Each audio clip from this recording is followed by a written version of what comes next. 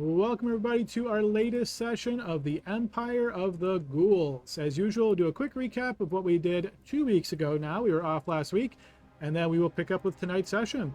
So team, when you guys first started off this last session, you guys found yourself eventually heading to the Temple of Morena. You had been here once before. This area, this temple, unfortunately has been very deadly to you guys. So when we first picked up, you guys were making your way to the beginning of the temple. So you had first gone through the area that you'd previously been, which was this sort of like catacombs underneath the city of Zobek. You guys had decided to make your way back to the temple, and to get to the temple, the route that you guys were aware of was to go through these catacombs. Once you were there was a couple spots that you wanted to check out that you had previously spotted, but you hadn't fully explored. So you found this area where there was this door that was kind of closed. There ended up being some scorpions in the ceiling past it. After you dealt with them, you found these chests in the secret room that were filled with these silver ingots. You guys took a look at them. They were quite heavy. You eventually decided to take some of them and then leave the rest. We subsequently decided that you guys managed to cart those out and get them back to town.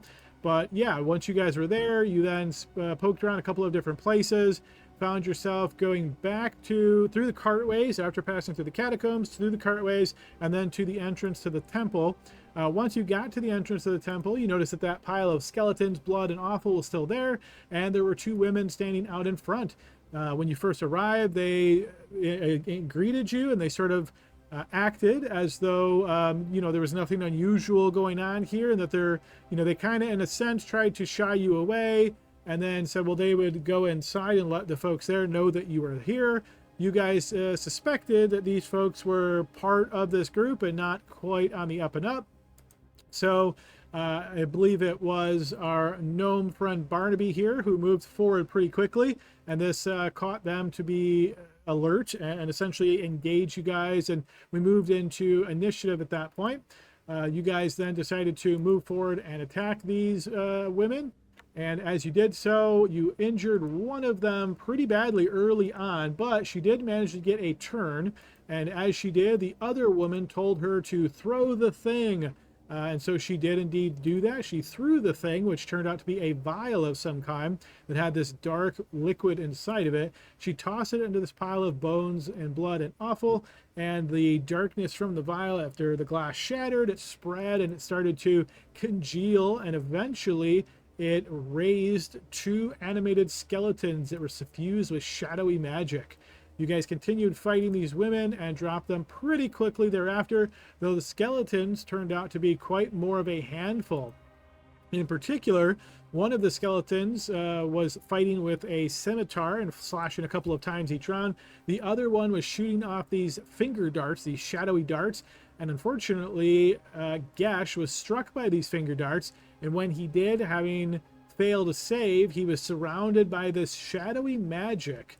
He wasn't quite sure what that meant, stayed close into the battle, which unfortunately turned out to be a bad idea, as the skeleton nearest Gesh then struck him, and this shadowy magic that suffused him turned out to be a damage-enhancing effect. So this creature, the skeleton, struck Gesh, wounding him badly, and then struck him a second time, and it was a critical hit. So the critical hit of the scimitar plus the critical shadow effect magic ended up doing a total of somewhere around 28 points of damage, which to the downed Gesh was more than his entire HP pool, and that was an instant kill slain blow. So with Gesh slain, you guys continued battling these shadowy skeletons, dropping one and then eventually the other, and took a brief moment to mourn the loss of your friend Gesh. This is not the first companion that you've lost, so perhaps you're a bit more prepared for this, and instead of making your way back through to the town of Zobek once again, you decided to push on. You guys approached this set of double doors and opened the set of double doors with Glory leading the way.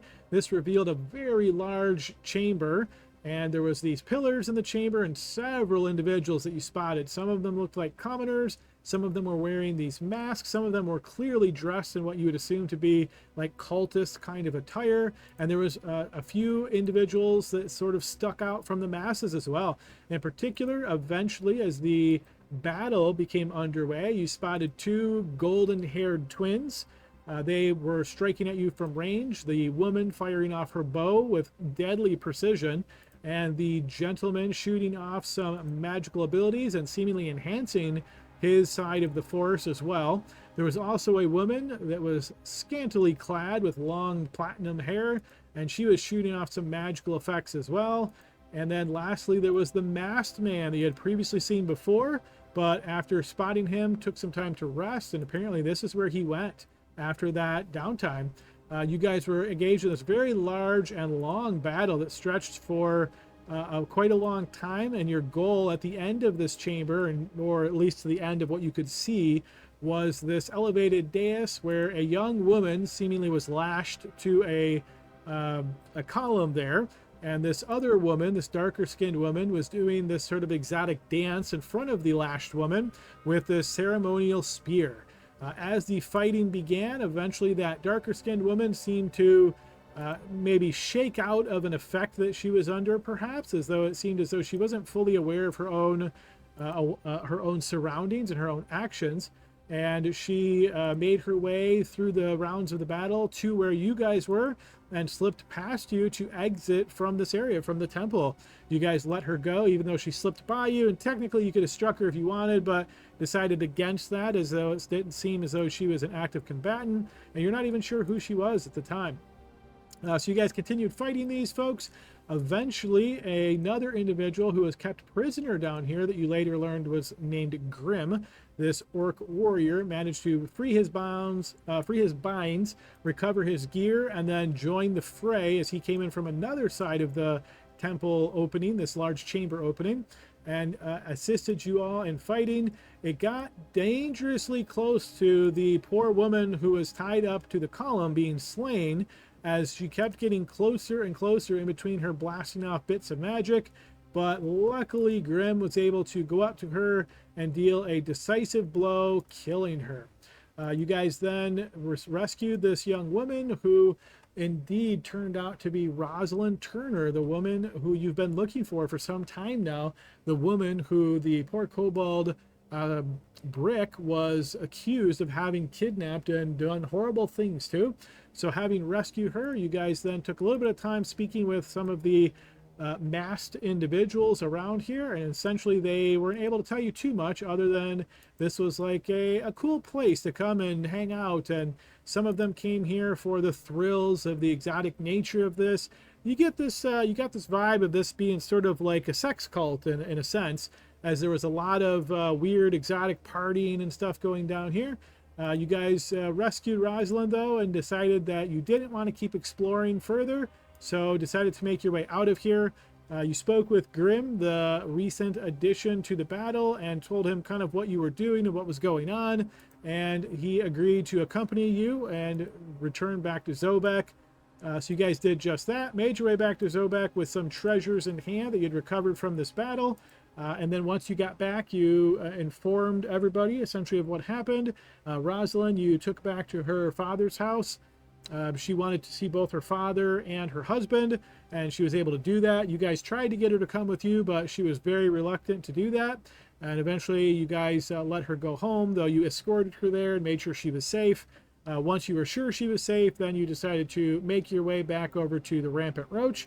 And that is essentially where we left off. It's a little bit ambiguous as far as exactly where you left off, but we're assuming you guys got a long rest in place. It's the next morning, and your goal that was stated was to return to the Temple of Marina and explore further and see if anything else out of the ordinary is still down there, knowing that this time has passed and you're not quite sure what may have changed down there. So team, that's a quick recap. I know it's been a couple of weeks, so memories probably aren't the freshest, but is there anything I missed anybody would like to add? I don't think you mentioned this, but the twins were yelling to get to a portal somewhere in there. Yes. So do you remember which twin fell and which twin yelled? Any additional details? I think, yeah, I can't remember exactly whether it was the blonde girl or not, but I thought it was the girl that got away. It was indeed. It was the dude that yelled to get to the portal. Yes, indeed. Yeah, go ahead and take inspiration for that, Vigo. Yes, so the two twins, you don't know what the gentleman's name was, but when he was dropped by some magic energy from Zach, he did shout out, Luna, get to the portal. And then she took a step away from Grim, who was in battle with her, and he messed her up very badly. She was near death, though she did flee and wasn't chased. So presumably she got to maybe that portal that was mentioned. Good addition. Anybody else? I have here written in my notes, it says something about Marina, which is the red goddess of winter, lust, sickness, and death. The Blood Maiden, blah blah blah, patron of the Greater Duchy of Morgau. Yes, and how is Marina related to what you guys just went through last session? I believe that's what they were, kind of the cult was all about, who they were worshiping. Yes, Because we indeed. found holy symbols for them.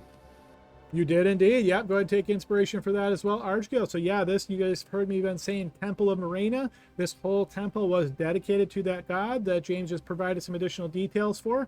And yeah, this blood cult, you might call it, seemed to be dedicated in her name. And I will already have inspiration from being human and taking a long rest, so if someone else needs it, they can have it. I waited 3 seconds, so I'll go ahead and ask for it then. Okay, that's all yours. Thanks, partner. There's always a chance that, not my fault, of course, but the dice might not come my way. You know? Not for you. Come on now.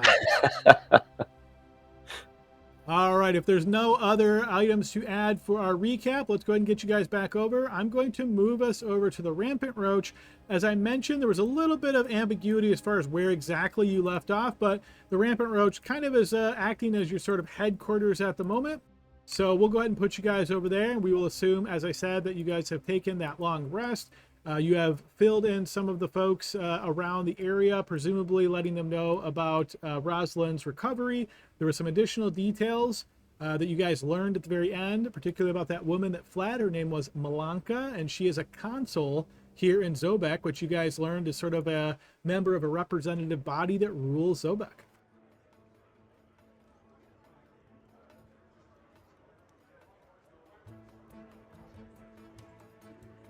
How long would you say it has been since you kind of left the temple? Oh boy, let's see. You guys went the previous day. We're going to assume it was kind of like mid-afternoon, came back, spent the rest of the day, rested. So probably somewhere between 14 and 18 hours, something like that. Okay. And we did sell all that stuff we were carrying out of there. Yeah, I so can the get only it things off that my we inventory. kept are the silver spear, so I know that something like Grim maybe wanted that, and then the chalice. We still have the chalice. And since everybody got a good night's sleep and everything, I just want to remind you that I do have a silver short sword if anyone wants that. Maybe you couldn't use it yesterday, but after a good night's sleep, maybe you want it. Or I can hold on to it, which is fine as well. I will be using my claws. Okay. That's not a short sword. That's more of a letter opener, isn't it?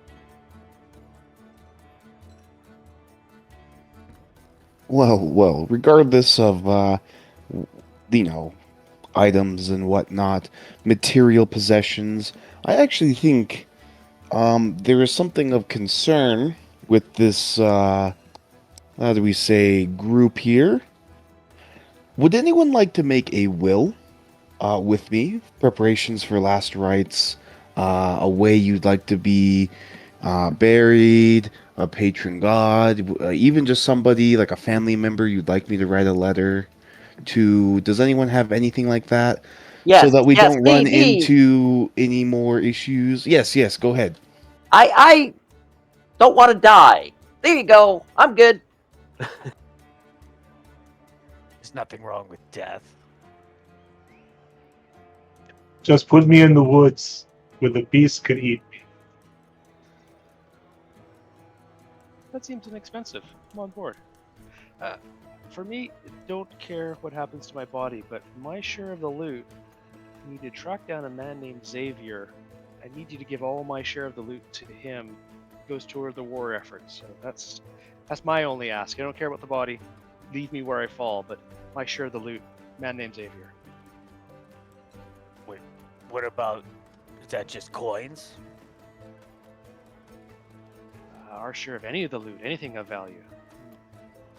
So what, half a magic bow or something? No, we're not doing that. Okay. I don't know. I'm not the smartest one either. Wink, nod, sure. All right, I have that written down.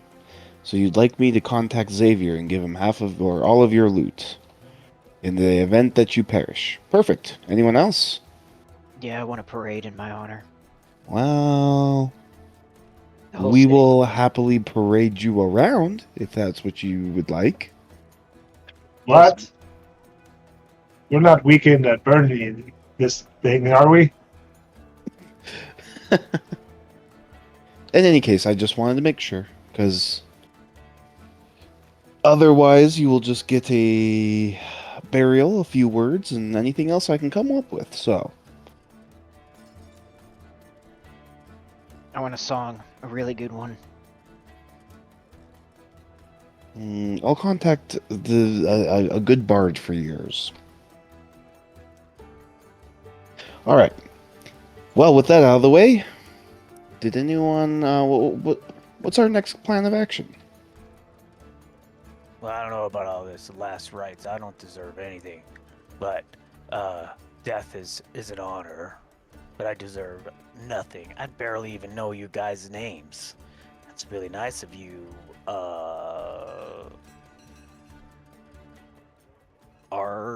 I forget. What did you say your name was? Oh, I'm Marchgale. Okay, yeah. Well, that's really nice of you to say. When you smashed that priestess good, you earned it. Well, I earned 17 gold and 5 silver pieces. Rich green orc. But I deserve no burial rights, that's for sure. Haven't you told him about the perk of the free food here? But, more! Thought that might be of interest. It's a good perk.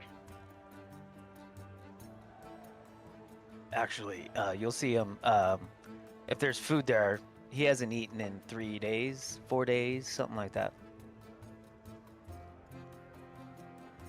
All right, as you guys are talking food, you'll notice Skirtle behind the counter there. It says, yeah, look at the menu. Let me know what you want. One of everything. What? There's no way you can eat one of everything. No. Just look first. Lava cake, carrot cake, sweet and crunchy cake, and we'll wash it down with some smashed radishes. Radishes. I can't. Hey, Arch, how do you say that? Let me get my. I'll get my readers out and. Radishes, yes. That. All right, yeah. Let me go see about that. All right, you'll notice Skirtle make his way to the back. Have we talked to the king, the Kobold King, since we've done the job for him? Other You than just probably kind talk of, to him. yeah, I'm gonna assume other than just kind of letting him know or sending word. You know, when you guys came back out, Coral would be easy to find. So I would say he knows about it, but he hasn't had like an audience or anything with you at this point. Ooh. I think he owes us our share. I believe you're correct. Time to get paid. Yes. I think we should continue to pull at the thread of this weird cult, though. They were trying to do something. And it looked as though they were powerful people. Agreed. Maybe there's more to see down in the temple. One of them did say something about a portal. Betting that girl wasn't the first one they kidnapped. Maybe more rewards, more ransoms, or even just more to loot. All are good options. Actually, that is a good point. I bet you that girl isn't the first to be, kidnapped. But it's such a large city. Do you think there's multiple temples around the city? There are all kinds of rumors of people getting kidnapped around here. Even I remember that. Is that what happened to you? Nah, it's a different story. They didn't want to. I don't fit in their rituals, but. Let me think about it. Wing it. I heard about that they were missing people, so I went down there to look, and they overwhelmed me, those bitches, and just threw me in that effing cage and starved me for 4 days. Don't know much other than that. Well, we will put a stop to that. Yeah, I'm in.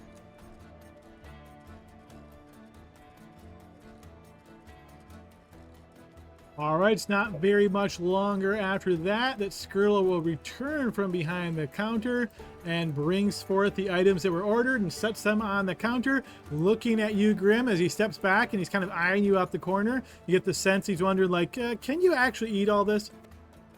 I'll even, smile from the side. I say, oh, it's going down. And I'll just start eating, I guess. Maybe a con save's in order, but I'm willing to do it. While this food is certainly exotic, this could go any which way, but the impression I get is that orcs are pretty used to eating exotic foods, right? So, yeah, I don't think this is anything that's going to turn your stomach. Excellent. Braddock maybe gets out of the splash zone and just sort of backs away because it might be going down pretty fast. Yes, little bits and stuff, I imagine, are kind of flying about and sloshing liquids around and so forth. So, yeah, it's a little bit of a scene.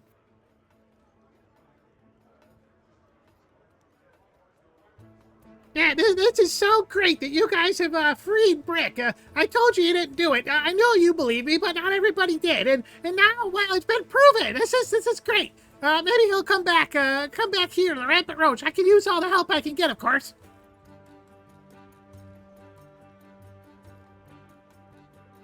Well, your little guard duty turned out to be something a little more dangerous. Yes, yeah, who would have known? Who could have possibly guessed that this is what it was all involved? I thought it was just some human, trying to frame my nephew. I never would have suspected it was some cult or whatever it was. Although we've exonerated your nephew, it was a little more dangerous than we expected. Can we continue to expect the free food and kind of use this as our meeting place? Oh, you sure can, Free food for life for all of you. You guys are heroes in my book. Well, actually, I don't know you, and I don't know you that well, but you were part of it, so yeah, okay. Excellent. My mouth will be full. My name's Grim. Nice to meet you. This, Ride Dashers is good. And you notice him kind of wincing as food's flying out of your mouth, hitting the counter, and he just takes a rag and just kind of wipes it up really quick and then gives you a nod.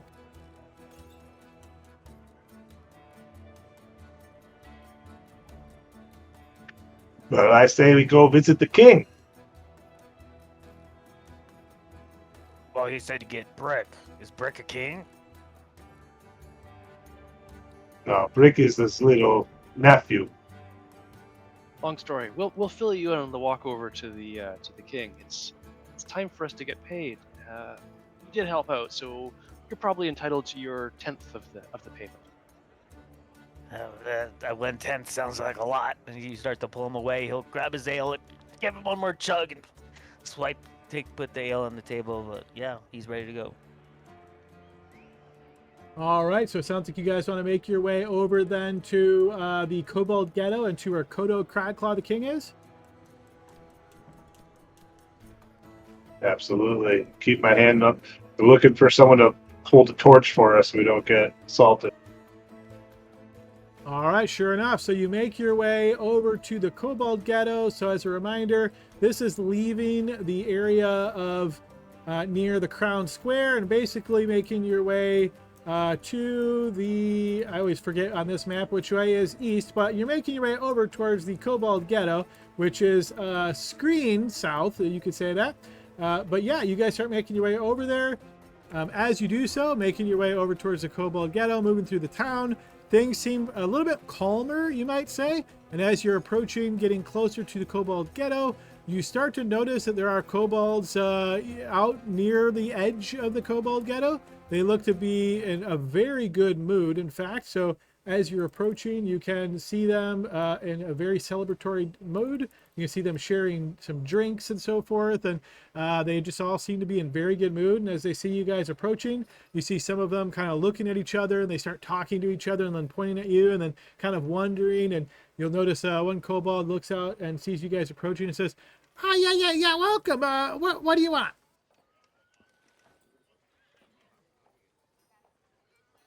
We're here to see the king. Oh, the king. Is the king expecting you?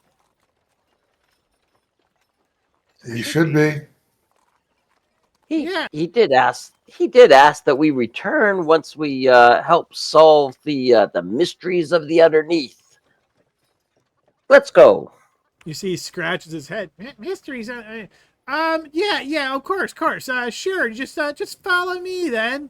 And you see he starts walking slowly and kind of looking back to see if you're following him. Can I make an insight check? Make sure he's not leading us to get robbed. Sure. Give me an insight check.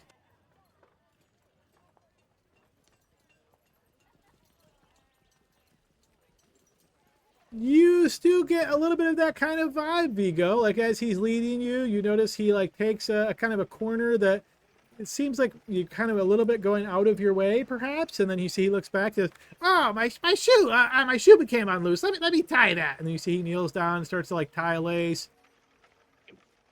We know the way, friend. It's okay. You go on. Thank you. And Vigo like gives a look at everyone. This man's trying to set us up. You will hear him loudly say, "Oh, okay. That's okay. You're going by yourselves back that way." Prepare yourselves. There might be robbers around. Can I walk up and grab him and say, "What are you doing? You're setting us into a trap."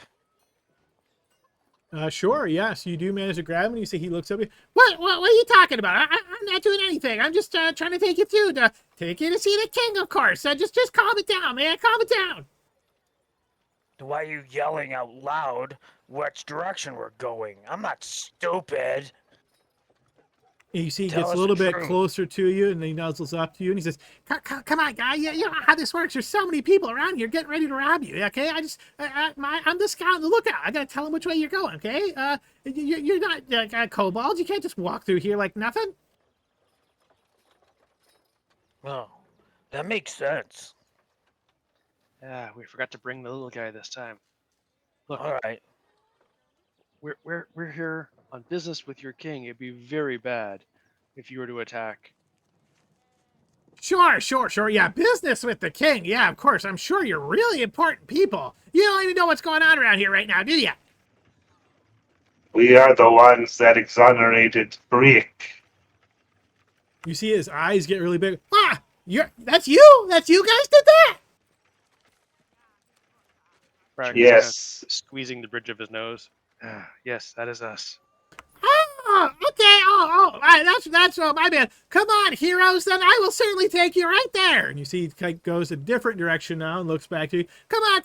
Hey, everybody, these are the guys that rescued Brick. They're the ones that found that little girl. Yeah, here's the guys. Yeah, I'm in the lead. I'm showing them where it's going. Hey, guys. Do you follow him? I follow. Does it Hi. seem like the better route? Because we've gone here before, right? So does it seem like he's leading us the way? If someone was a cartographer in the group, you'd probably know that. But unfortunately, I don't know if anybody is now. Ouch. What I will say, as you start to follow him, you notice kobolds kind of melting out of the shadows. They like just suddenly appear where you hadn't seen them before, and they're all beaming and clapping and looking at you and like high-fiving each other and pointing to you. It seems as though the mood here has completely changed. All right, Vigo still holds tight onto his coin purse, but he doesn't do anything negative towards them. Hey, here's the parade you wanted when you died. Who said that? That was me, but this isn't the same thing. Oh, All right, as you're walking through narrower areas where there are like second levels and so forth of these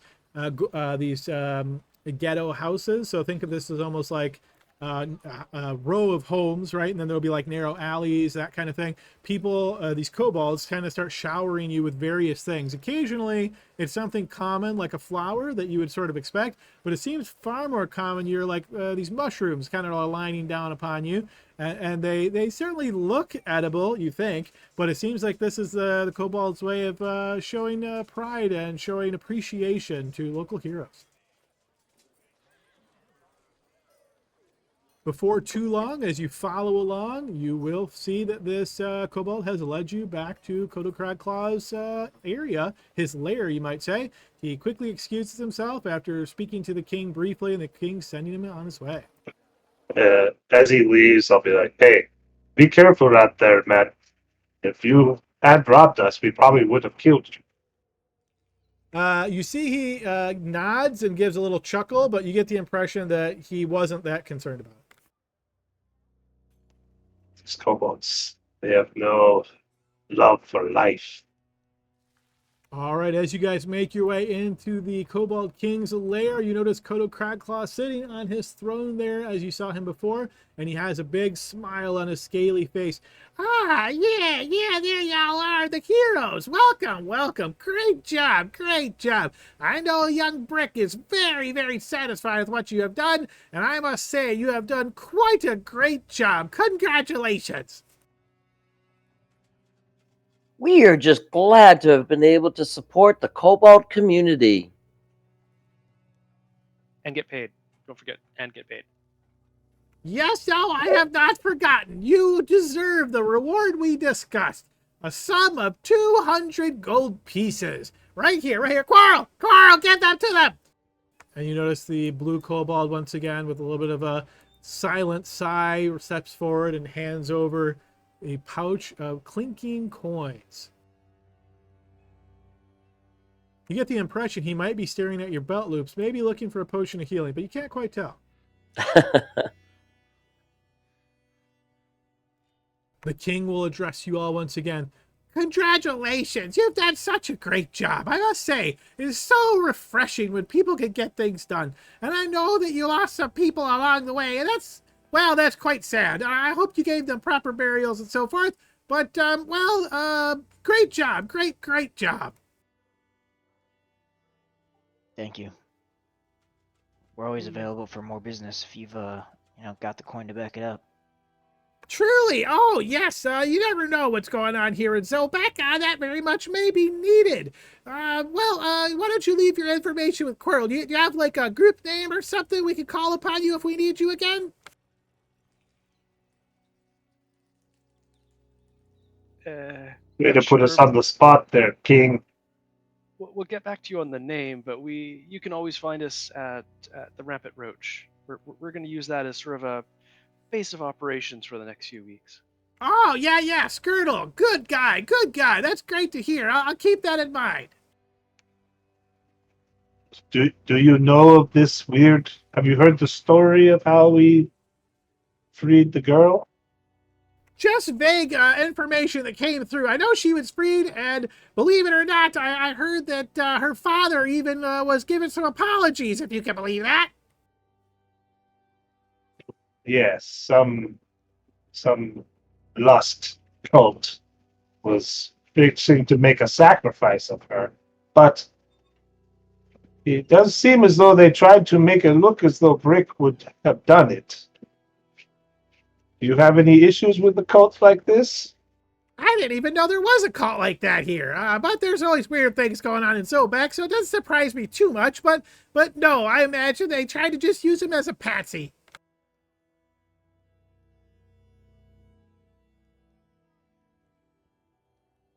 All right. Just be careful. There were some powerful people down there. Yes, that makes sense. You never know with these cultists, kind of powers they deal with. Sometimes very strange. But the good news is, now that this has been unveiled, now that you've shown the truth of the matter, if anybody else tries to put up one of my people as the scapegoat of another travesty, it'll be pretty obvious what they're doing. One could only hope, my friend.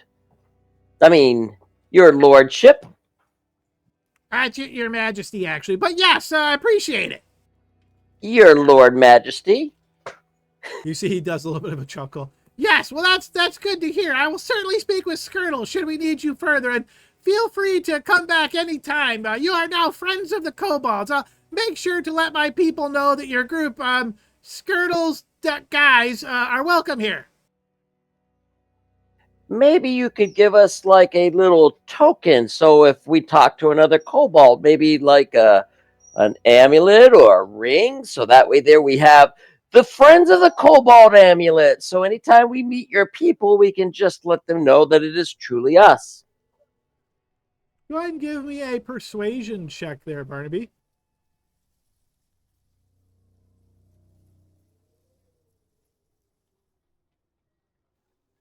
All right, first roll of the game, folks. This couldn't go wrong.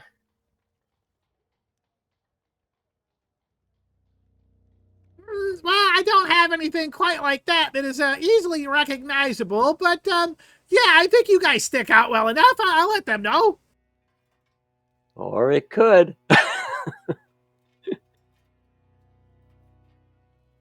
All right. You never know. You never know.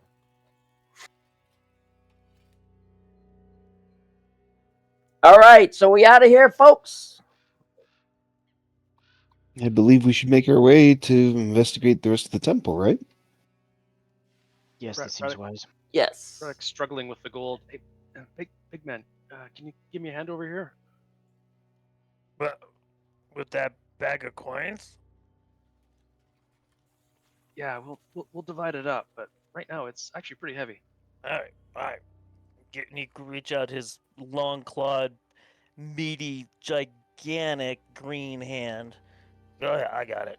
In fact, I'll just take it, and he'll pick it up off the table. So I had to look this up earlier just for my own reference. 50 coins is 1 pound, so that's like 4 pounds in a bag. Oh God, for 200? Oh, my bad. Yeah, I was picturing 200 like a chest. I know. Sometimes it's like you can't even picture it, but yeah, it is just 4 pounds. Braddock is very, very weak. Yeah, exactly. He's struggling with the bag. He just convinced Grim to do something for him. I see what's happening here. I think I have always overthought the size of a gold coin. Yeah, I feel like if you tried to put a little bit more realism to this, there's no way they could be that light. But hey, it's D&D rules, fantasy, right? If magic exists, coins can be super light, right? We'll take it. That's right. Absolutely. They're gold plated. There you go. It could be something like that. Grim steps out and thinks about running away with 200 gold pieces. Just kidding. You get a cut of that too, Grim. Oh yeah, 1/10. That's what the little guy said. Yeah, that makes sense, I think. Yeah, don't try to rip me off. Oh, I'll never forget. Forget what? What we were talking about. Your 1/15th share. No, just kidding. You get 1/10. Well, 15's bigger than 10. Oh my god. Take 20 One for you, gold out. one for me. Two for You you, too. 1, 2 for me. I trust the little one. He's going to take care of me. Well, shall we? Onwards and upwards. Or downwards, I should say. Yes. Careful, they've had time to adjust and are probably expecting us to go back down there. So Well, watch we out for rescued the. traps. Maybe since we rescued the girl, maybe they're thinking we're just going to leave well enough alone. But no, we are going to explore further.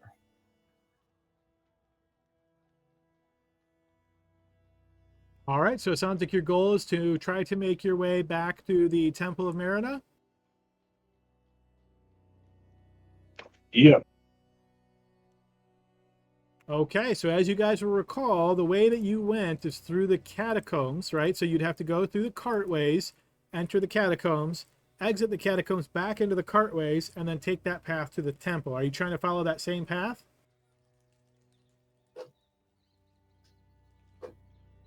I think so. We could ask the kobolds if there's a better way down there. We want to go down there and make sure that it is still safe for the kobolds later. Sure. Go ahead and give me a persuasion check on that, Barnaby. We'll see if you're able to get some additional information as you're making your goodbyes and so forth. So you explained to some of the kobolds here, perhaps Skick and Skack, the friends of Brick that helped guide him here along with your help, kind of the general gist of where you're going. And they do give you a little bit of information about a path that you could take that would skip the catacombs. It doesn't sound super precise, but you think it's good enough to get you there, but there might be a couple of twists and turns. Who's up for an adventure? Let's take the new path, see what's there. Sounds good. More rooms to be looted. Yes. All right, so you guys vacate the Kobold Ghetto, or at least most of the Kobold Ghetto, before you find yourself in an area of the ghetto where Skick and Skack have directed you to, another entry into the cartways from here. You enter that area of the cartways and you try to follow the directions that they provided to you. Who would like to take the lead on a survival check here to see how well that goes? I have survival. Am I Uh, the only one? I can do I it. do. Well, I'll let you guys But do it. mine's probably not the best, but somebody else can do it. Mine is a +4. I volunteer if people wish. I will check the signs. That works for me. Can anyone aid me in this? Or Yes. I can absolutely aid you in that. I will walk over, pat you on the back, and cast that one spell, guidance on survival. But I also think if you guys put your heads together, maybe those directions would make more sense. all right, I don't need to push it anymore. Here you go, Adam. A 35? All right, so that's a 12. I'm assuming that whole conversation was help action for advantage and then also guidance, which is D4. Yeah. Yep. Feel free to throw that D4 because it could make a difference here. Okay, so that is a success, which means the one danger, the first danger, I should say, of moving through this new path in the cartways is a hazardous cloud of noxious undercity vapors. So you guys almost step into this, but having gotten a 15 on your total check, just before you kind of turn a corner and stumble right into it, you pause yourself, and some of you guys might even bump into each other, that kind of deal. But you realize this vapor is sort of hanging heavy here, so you circle around it pretty carefully to avoid it. It's hard to tell exactly what it is. If anybody wants to make a nature check here, you potentially could identify what the effect of these vapors are if you're curious. Otherwise, you can just bypass. Okay, Vigo, based on the consistency and the heaviness of these vapors, you're pretty sure the effect of this would have been a Constitution saving throw or become poison until you finish a short or long rest. Careful. It's stink gas. Yucky. Yes. Smells like your grandmother after too many potatoes. Am I right? That's all the time. Oh, I pity My you. grandmother's dead. Ah. Thanks, Grim. And he just shrugs. I don't know. Barnaby's thinking, yes, she's probably extra smelly, but he doesn't say anything. Is the path clear if we want to go around it? Yeah, you kind of take a wide around it, but yes, you can continue on that path. All right, so you continue following the path, trying to follow these directions as best you could. As you turn another corner off in the distance, you notice a figure moving just as you kind of turn the corner. And based on that survival check, I'm going to assume we've got Vigo, and then I think Glory was the one who was aiding on the survival check. So we'll assume the two of you guys were kind of up front. You spot this, you see a figure, and it doesn't like register in your brain right away. But then you notice another figure on the ground being dragged by that first figure. If one of the two of you or both of you can feel free to do this, so a perception check, see if you can make any other details out about this. Okay. I'll aid you. Give you the help dice. So on this one, I would say you'd have to make your own check. There's not really a good way to Oh, aid okay. somebody else seeing. Yeah. Okay.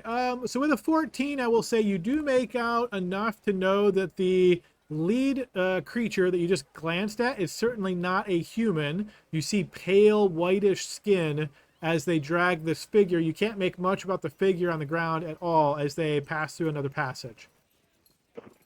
Okay. And then they're out of sight. Yes.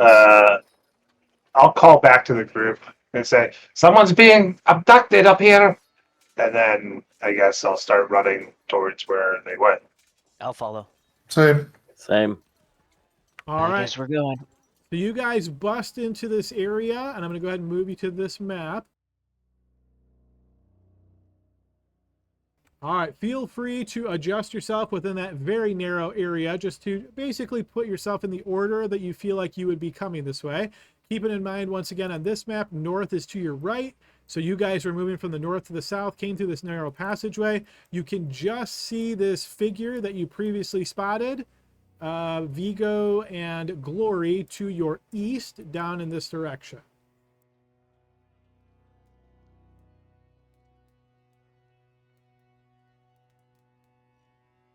Have we been to this place before? Because I could see part of the map. So this is part of the cartways. So you have been in the cartways before. What you're seeing on the map is a different section of the cartways. So far, explorer mode seemed okay here. It didn't ruin anything. So we'll hope that stays for this map. So, and we're going, So south. basically, you came south like this, and then it dead ends this way, and then you see a long hallway this way, or a long chamber, I should say. It's pretty wide, and the figure that you spotted is down in this direction. Okay. So yeah, I mean, I guess I'd be close to the front. Glory. All right, so it looks like everybody is good there. I'm going to lock the tokens. Then I'm going to go ahead and remove this and throw us into initiative order. And I have advantage now. Yes, well, unfortunately, the group initiative API script that I typically use for this, it is bugged right now. I tried using it earlier today and confirmed on the forums. It's just not working on the 2024 sheet. So I'm going to have to ask everybody to roll their own initiative. So that will be no problem for the advantage. That will certainly work. Okay, so I'm going to go ahead and throw, let's see, I don't think that will pop the initiative up on its own. Okay, so let me see if I can even clear it. Oh, sorry, guys. Hold on one second.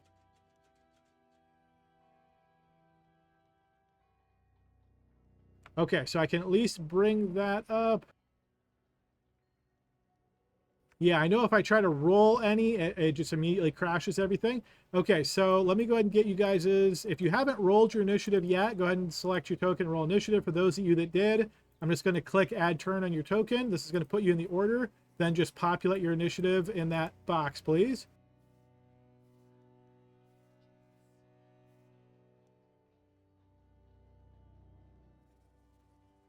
Barnaby's having a hard time seeing past you guys and everything, so he wasn't sure what's going on.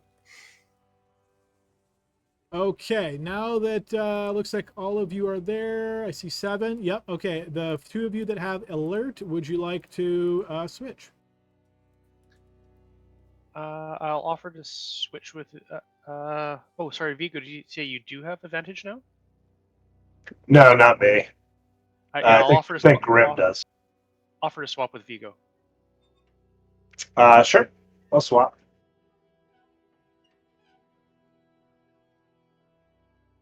I'm not going to offer. All right, if you swapped, go ahead and do the change in the order.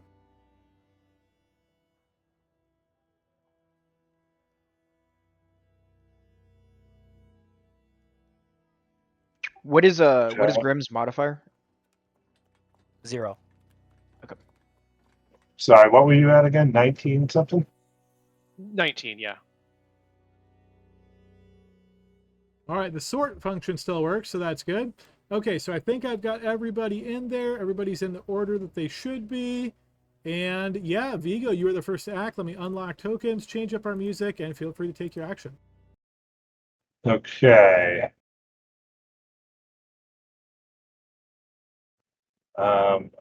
See something.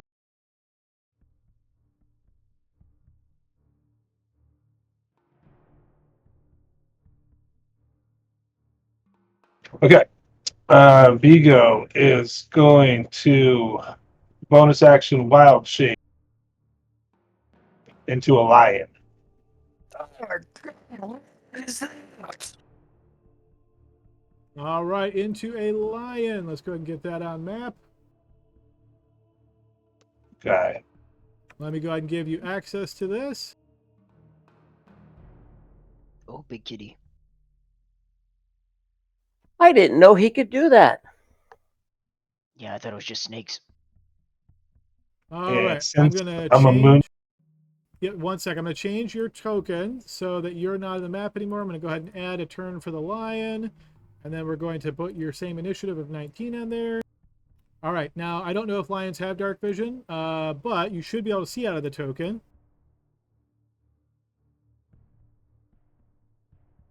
Yep. They do have dark vision, 60 feet. Okay. And I don't know if it matters, Adam, but my dark vision says 120 for some reason. That seems weird. If you You're a might gnome? did you get a special? dark- No, he's a orc. Yeah. Oh, okay. So that I definitely did not give that to you. So let me update that. Isn't that weird? Yeah, I assume that's considered like orc and underground species. So like I think dwarves get the same maybe, or somebody does. Okay, thanks. Okay, sorry.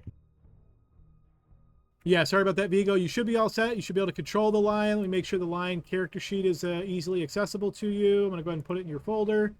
And then, yeah, feel free to do your deal. Okay. Is she conscious? Is she? She is not conscious, no. All right. I am going to try to attack. Is there a way for me to break the grapple that it has on it? Sure, yeah. So basically, it's kind of holding on to her foot as it's pulling down. You rush down very quickly. I would let you make an opposed athletics check to essentially try to like bite its arm to break the grapple. Okay, that's what I'll try to do. All right, go ahead and post an athletics check. I'll post one for the creature. We'll see who is higher. All right, go ahead and set yourself to public, but that was a 10. Okay, unfortunately, as you try to break the grapple, you are unable to do so. Okay. And I guess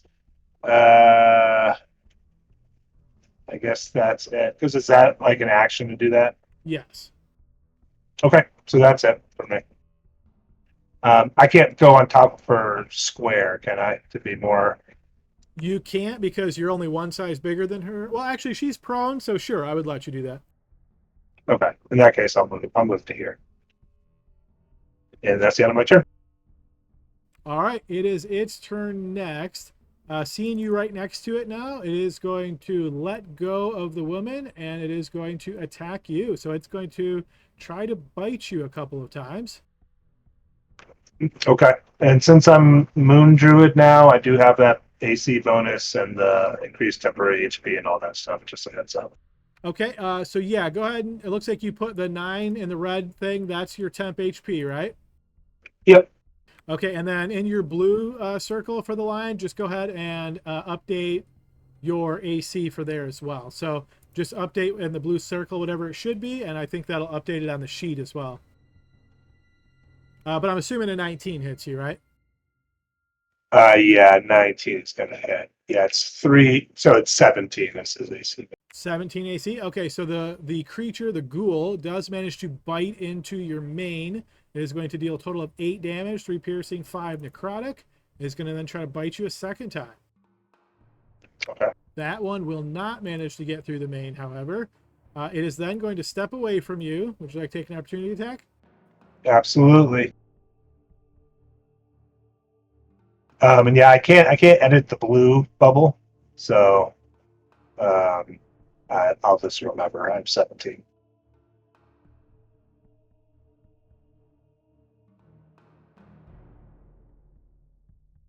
All right, I just went ahead and updated it. 16, yes, that will certainly hit.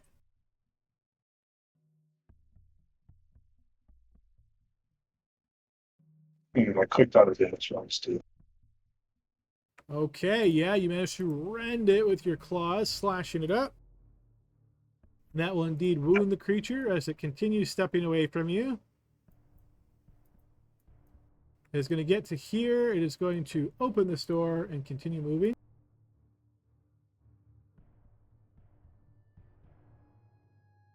Okay, next up is Zach. All right, I'll by moving 15 feet down. It's running.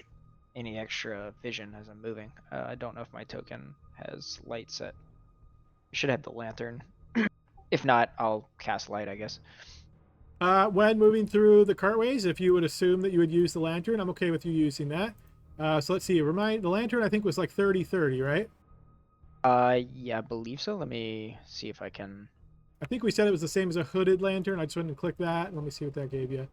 Yeah, that's 30-30, yep. Okay. So underneath the lion is the person who was being dragged, correct? That is correct. Okay. I cannot see any targets, so I'll move 15 more feet down. I still can't see anything, and because I forgot to do it earlier, I guess I'll use my action to cast my mage armor with my magic initiate. Okay. And that'll be it. Okay, Grim. I'm going to move first. 5, 10, 15, 20, 25, 30.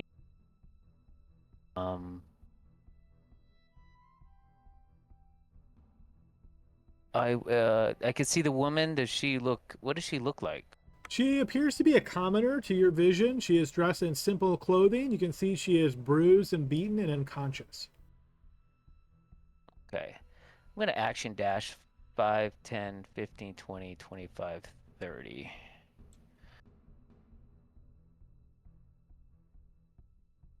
Okay, Glory.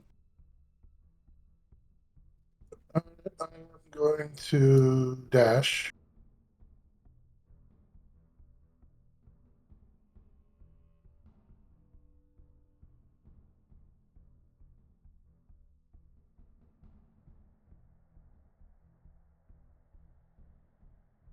Hey, Braddock.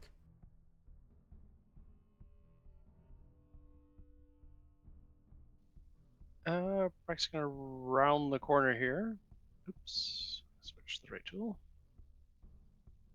5.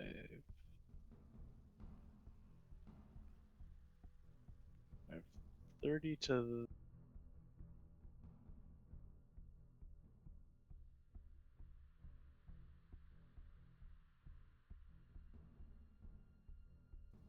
He's going to use the bonus action dash to dash.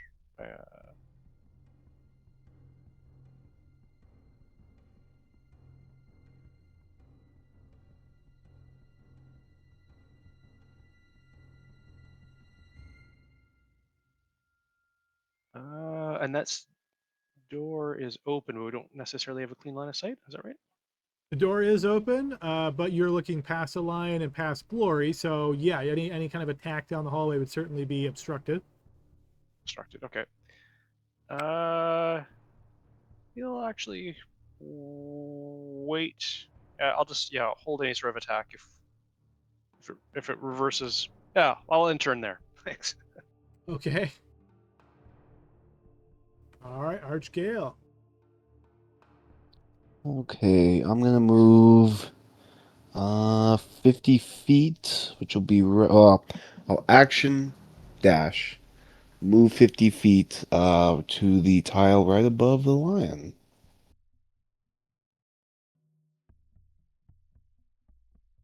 That's it. Hey, Barnaby.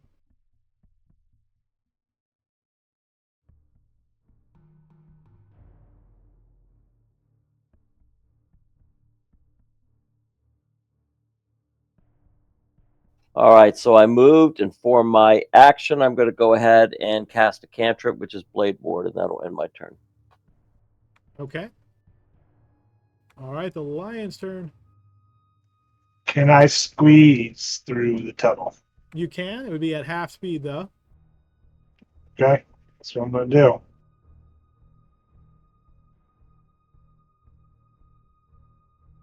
What is your max speed on the lion? 50.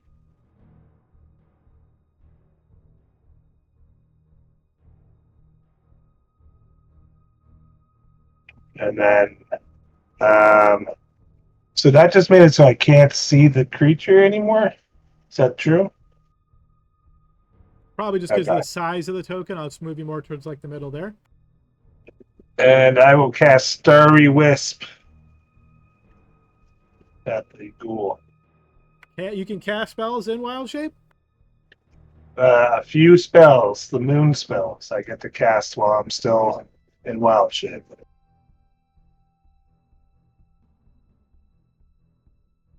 All right. Yeah, let's see it. Pull up the shoot.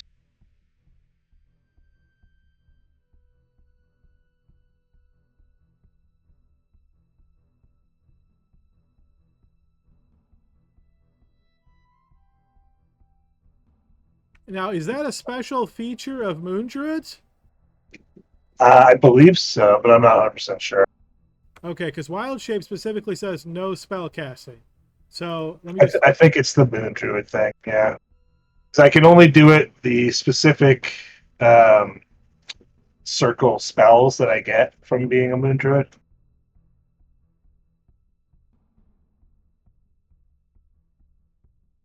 Okay, nice. Yeah, so Circle of the Moon spells, when each druid level specified in the Circle of the Moon's table, you thereafter always have the listed spells prepared. You can cast the spells from this feature while you're in Wild Shape. Okay. Yep, so I can still heal guys when I'm a lion. Lions can talk. Oh my god. I'm a special lion now. But I'm assuming an 11 misses. An 11 does miss, yes. Okay. That's the end of my turn. They can talk, but they can't hit worse shit. I mean, excuse me. Yeah. All right, you're going to notice the creature makes its way out of your line of sight. Zach. Yeah, I'm gonna move down and see what I can see. So that's 15. And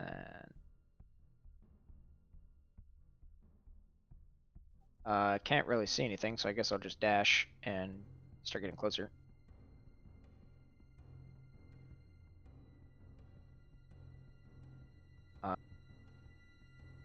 That's as far as I can get, so I guess it's my turn. Did we decide where Okay. north and everything is on this map? Yeah, if you look in the top right corner, the north arrow is pointing to your right. So yes, you guys are currently moving south through that little narrow hallway. All right. Before my turn now. I look down the hallway. It looks crowded. Is that line too big for me to squeeze through? I would say moving through the lion space, I would call difficult terrain just because it is currently squeezing there and it's not easy to get past it. Can I use an action to push me and the lion through? Not easily. So a push usually would like push somebody 5 feet. So if you're wanting to use an action, I would let you push him 5 feet. Someone stabilize this woman. 5, 10, 15, 20, and I want to. Got it.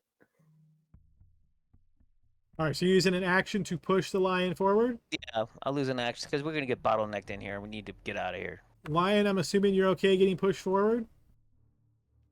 Yeah. Even if it's 5 feet, sometimes I can change it. Watch your hands. All right, that'll. Then I'm going to bonus action dash. So I'll show you that because I don't know if you remember. I can do that now. Yep, Bonus action. limited uses. I remember. Yep. Okay, so bonus action dash. It gives me 2 of temp as well. So that's kind of encouraging to do it. So I'll put 2. Bonus action dash. Now I can squeeze, right? Or push again, or squeeze through. Squeeze through. You can squeeze through. Yeah, it's considered difficult terrain. Okay, so 10, 20. Okay, once you get to there, based on your passive perception, you realize that there is a figure hiding to your east. There's 2 in here. Okay, I need to get out of the bottleneck and be a tank. I'm gonna. That's 25, 30. There's at least 2 in here. All right, once you step to there, Grim, now that they are in plain sight, it doesn't matter that you did not beat their stealth checks. You see the other individuals in this area.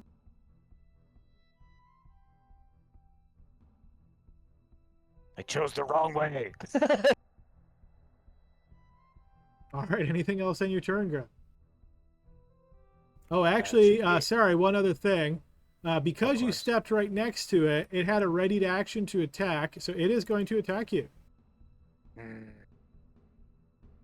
Critically hitting you, Grim. All right, so here comes a critical. This is our first with our new house rule. Here comes the critical hit. This is slashing damage. All right, open gash. So twice as many damage dice as normal, and the creature's bleeding. You're going to lose 1d4 damage at the start of each of your turns until you use an action to staunch the wound. All right, so here comes the crit damage. So that's going to be 7 points of slashing damage. Then we're going to go ahead and throw a bleeding icon on you. All right, so that's going to be 1d4 at the start of each of your turns. And then I'm also going to need you, because those were claws, I'm going to need you to give me a Constitution saving throw. That is a failure. You are paralyzed, Grim. Oh. All right, Glory, your turn. Let's see. 10, 20, 30. I'm going to have to dash to get here. Oh, interesting.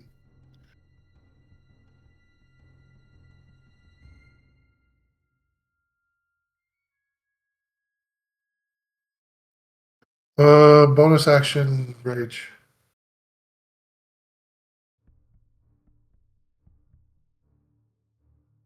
All right, I always forget when Rage ends now in 2024. Let me just do a quick double check. End of your next turn. Okay, so you're safe now. That's I think that's different from 2014. Okay, you are raging.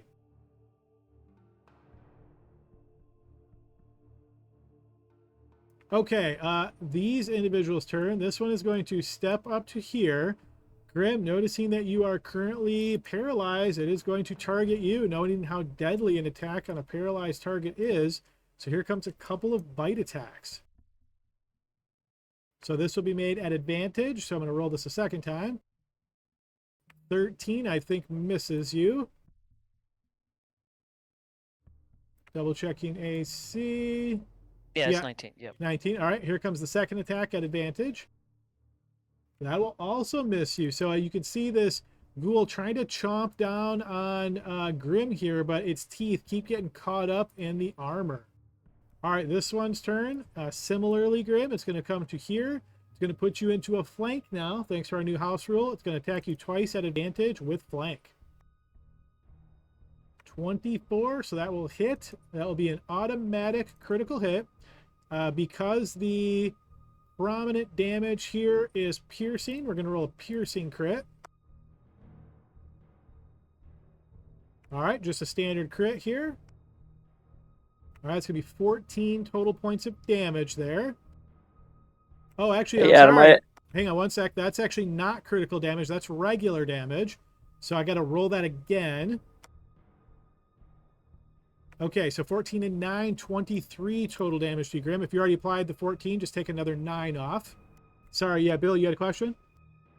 I was just gonna say, just because of how we played it before, do you want the player to roll the crit if they get hit, or are you gonna do it? I would love to do that in active defense, but the reason we did that was active defense, and we didn't rule that here. So I'm Fair okay enough. with that side if we want to talk about that after, but for now, I'll roll it. Yep, that's fine. I just don't want to forget, because I'm, familiarity kind of thing. Yes. Yep. All right, so that was the first attack. Here comes the second attack against you, Grim. That'll be a 17 with the flank, but that does not get through your armor. So we move to Braddock. I guess I'm in the same situation. I have a clear line of sight of this one creature here. Well, but clear line of sight is pretty carefully worded. Sorry. I have a line of sight, but Yes, I'm you looking do. past Zach and also the big lion, right? Yeah, so mechanically speaking, this is what you consider 2 levels of cover. So this would be like a full, or not full cover, but it would be the +5 to AC kind of cover. +5, okay. Still gonna take some shots at him. Okay. I'm gonna try a couple of new things here. First off, I guess is the is he conserved within 5 feet of the lion? Lion's sort of hard to tell which square he's in. He is not. Okay. And the first thing I'm actually going to do is just take steady aim. So should get advantage on my rolls. Okay, nice.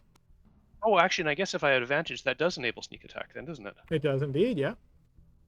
So I can turn that on, and anybody who's looking towards Braddock, you notice that he reaches out with what appears to be an empty hand, and a dagger forms, a glowing magic dagger forms in that hand, and he throws it towards this ghoul. So let's try. 19's good enough, even with the cover.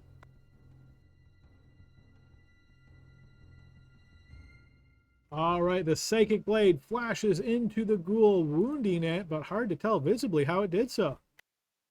Braddock will then bonus action form a 1 in his other hand and throw it.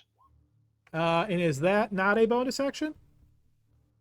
That is a bonus action, yep. Do you bonus action steady aim already?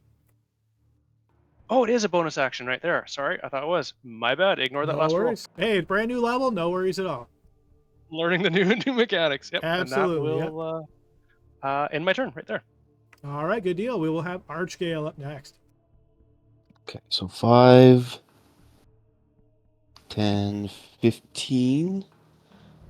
Okay, 20, 25, 30. Oh, where's Gesh? He's dead. He's Not been Gesh, dead for a while. not Gesh. Grim. Why'd you have to pick 2 G names, Brian? Where's Grim? No, that's not good. It turned still and they're biting him. Is he right next to you there? Oh, I can't reach that. Alright, so the furthest, I assume that tile that is right in front of Carl is open? It is in front of Zach there. Zach? Yep, okay. That'll be 30 right there. Oh, no, okay, that kind of changes things. I wish I could see, so...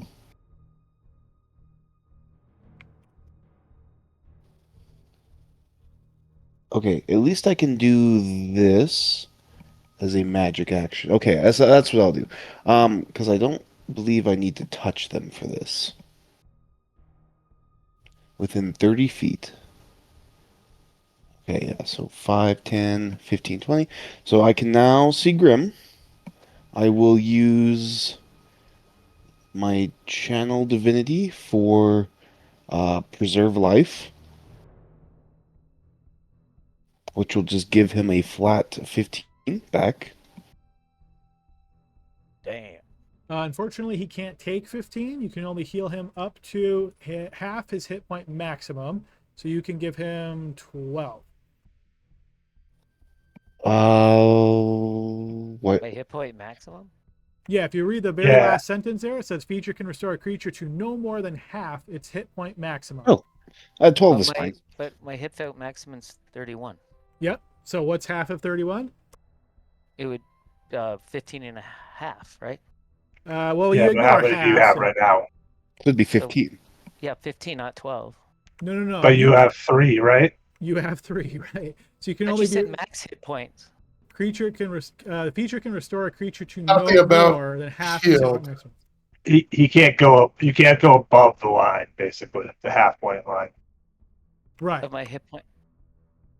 So just think of it With this way, that Brian. spell. What is half of your hit points? That's the most you can possibly get restored to based on this. Yeah.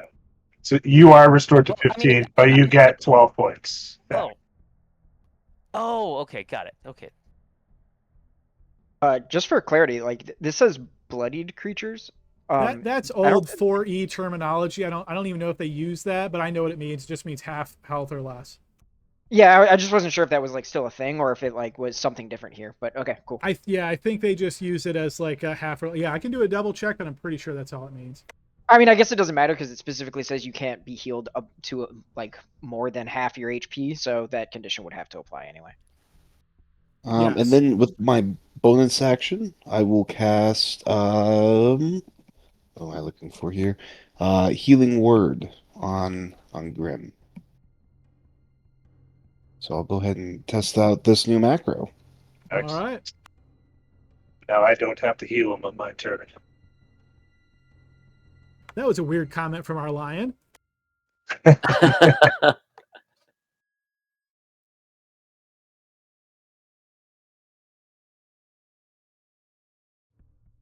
right, that's how much he gets back. 12. Thank you, thank you. And I wish I was closer, but next time. So then, of course, Archgale, make sure you go ahead and remove that slot. Since you use the macro, it's not going to remove it. I don't think it does anyway. So you'll have to remove that slot and then go ahead and use your resource management to let us know how many slots you got left. But you can do that after you end your turn if you like, just to move on to Barnaby. Oh, there we go. All right, Barnaby.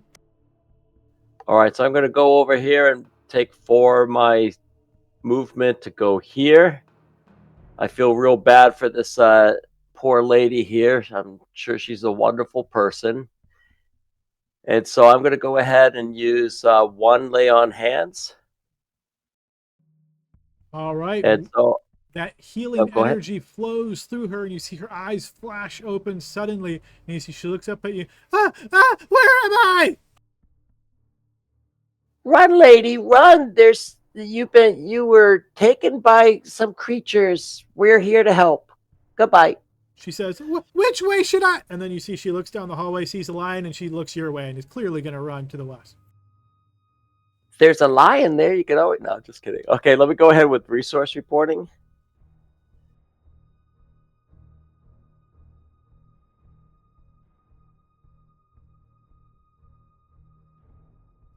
All right, and so if she's skedaddling or whatever, I'm going to go ahead and go here.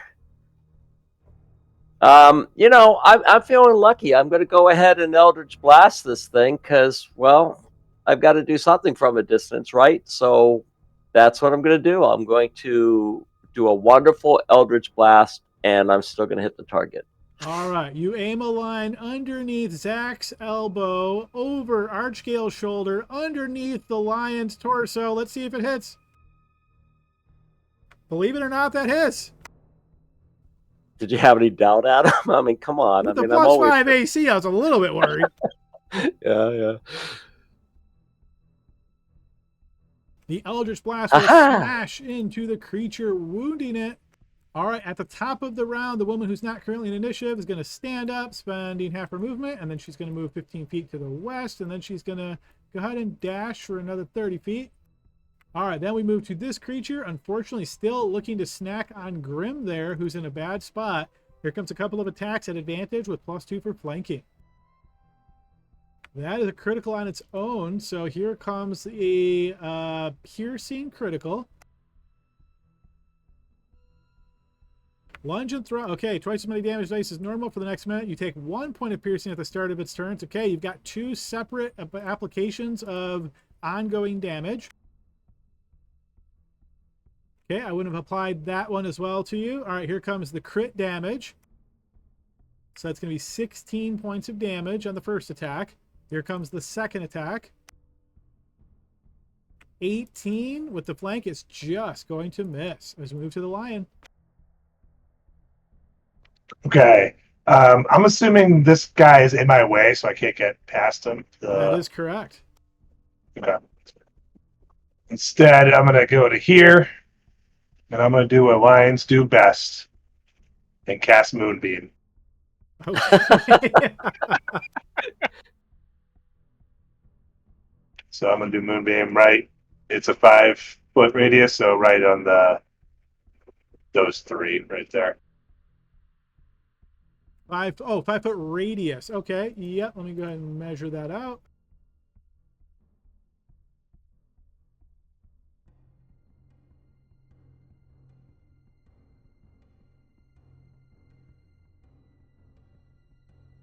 All right. So it's not quite that big, though, is it? But I think we get the gist. So I'm just going to draw a square instead.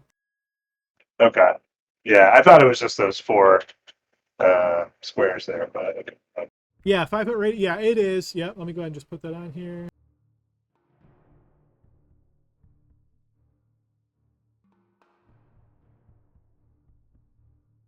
Okay, so now with the new Moonbeam, once it appears, they make a saving throw. Right. And let's see. Moonbeam. Okay, that is in place now.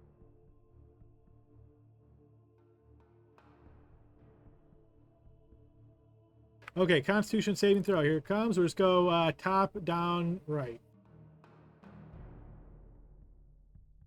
I'm assuming 17 and 20 both succeed.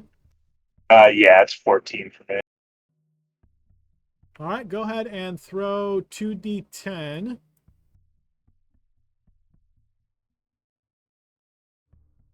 All right, so half damage for the first and second one, so 8 for those. The third one fails, so he'll take the full 16. Okay, and if they're shapeshifters, they gotta reveal themselves. Their forms stay undeadly the same. All right, and that is the end of my turn. Okay, we move to this one who's definitely getting out of the Moonbeam. And again, unfortunately, Grim, he knows you're in a very bad spot and it's not suffering any penalties to come over here and get you. He's going to try to get you. Not flanking, but here comes 2 attacks at advantage.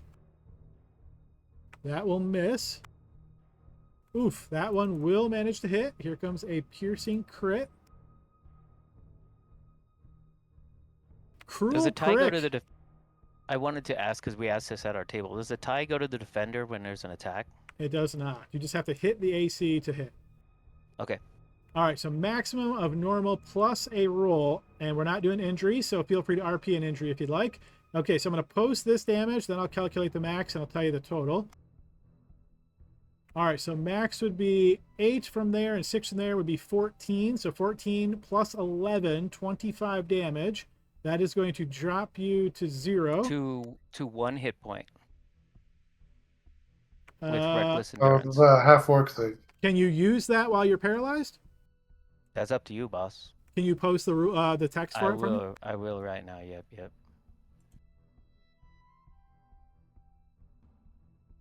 Yeah, I mean, it doesn't say you have to use an action or anything, so yeah, I'd let you do that. All right, you are at 1 HP. That was its turn. We move to Zach. All right. I will kind of open up my coat and I will cast Cloud of Daggers right there so that it hits the 2 that I can see and none of our characters.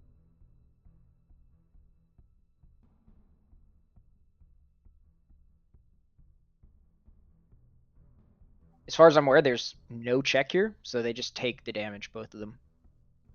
Oh, wait a minute. Conjure spinning daggers in a 5-foot cube. So I think a 5-foot cube would just hit one of them, right?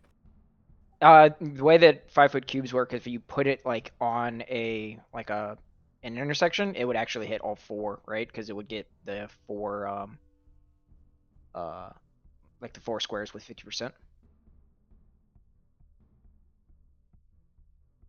Doing a quick double check.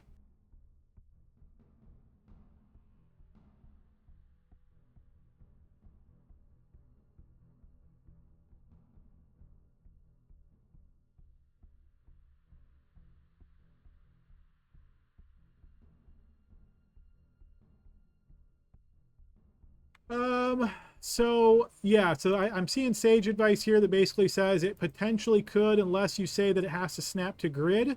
Usually I do play snap to grid just because it makes it easier. For now, I'll let you do it this way, because basically what you're saying is you're kind of doing one of, let me see if I can draw it real quick.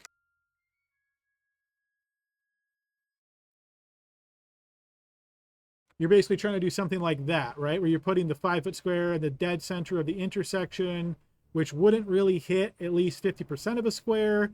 So for now, I'll say yeah, but moving forward, I'm going to say no. Feel free to throw that up for a house rule if you want to vote on it. Okay, sure. I mean, if I could put it like, in the middle of the two, so it was only the 2 squares, I would do that too. But yeah, I was trying to hit both of them.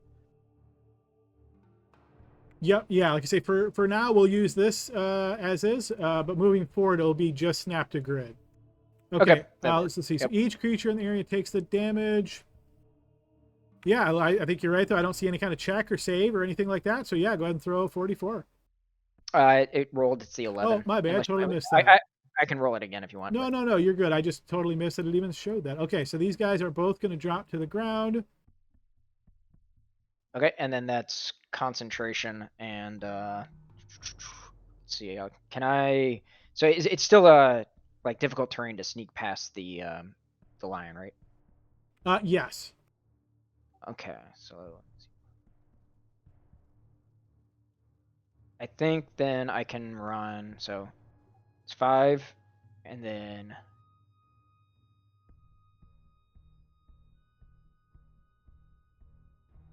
25 there, and then 30 is inside the room.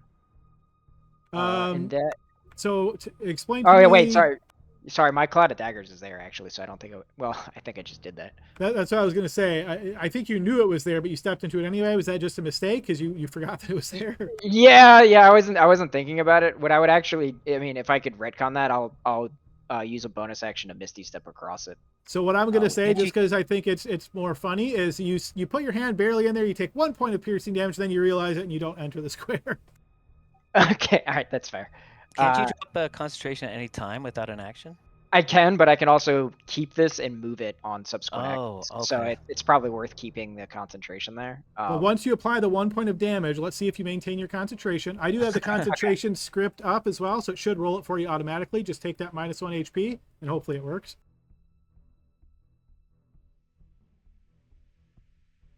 Oh, bummer. It did not post. Yeah, okay. Go ahead and just throw a Constitution save then, please.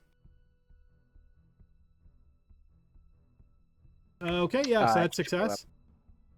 Okay, and then I guess since I took the damage anyway, I want to sit here, so I'll Misty Step across with my bonus action. Right, but I don't think you can Misty Step, right? Because you cast a spell with an action, you can't bonus action Misty Step with another spell? Sorry, I'm calling it Misty Step. It's actually Cloud Jaunt. It's the Cloud Jaunt. Okay. Yeah. Right, so that's the not a spell that works just like a spell. Exactly, yeah. Okay, yep, that'll work. Don't be embarrassed. Say Cloud John. All right, and that will be my turn.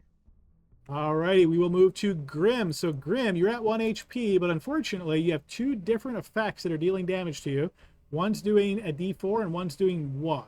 So I'm going to say, just because you're having a rough day here, I'm going to say those are simultaneous, so it's not 2 separate applications of damage. That is going to drop you to 0. And then I think both of them keep persisting. But go ahead and throw a Constitution saving throw to see if you shake off the... yes, okay, you're no longer paralyzed. But you do still have both of those effects on you. All right, and let's see. We're going to skip over those turns and move to Glory. All right, I'm going to attack that one.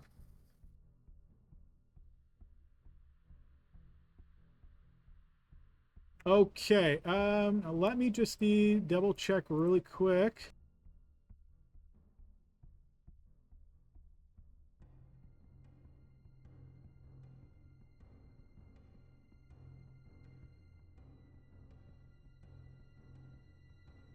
All right, so what I'm questioning here is you're attacking into the space where the moonbeam is.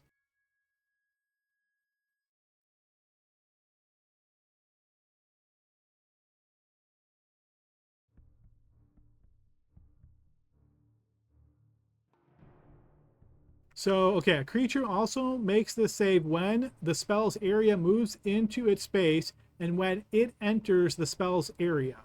So, I mean, realistically speaking, you're attacking with a melee weapon within 5 feet. So yeah, you know what, we'll say that's fine for now. Again, I think that's a double check. If you were at range with reach, I'd say definitely not, but because you're so close, but for now, we'll assume it's only physically moving in. 16, I think I saw. That is certainly a hit. 12 damage. Yeah, that is going to drop that one. I'm gonna cleave through to the other one.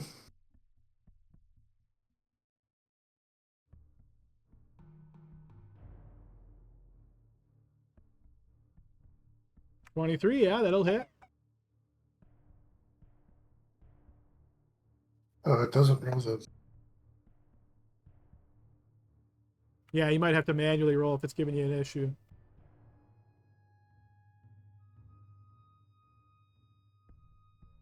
Okay, yeah, I did put it on my board. Thought I put it on my board.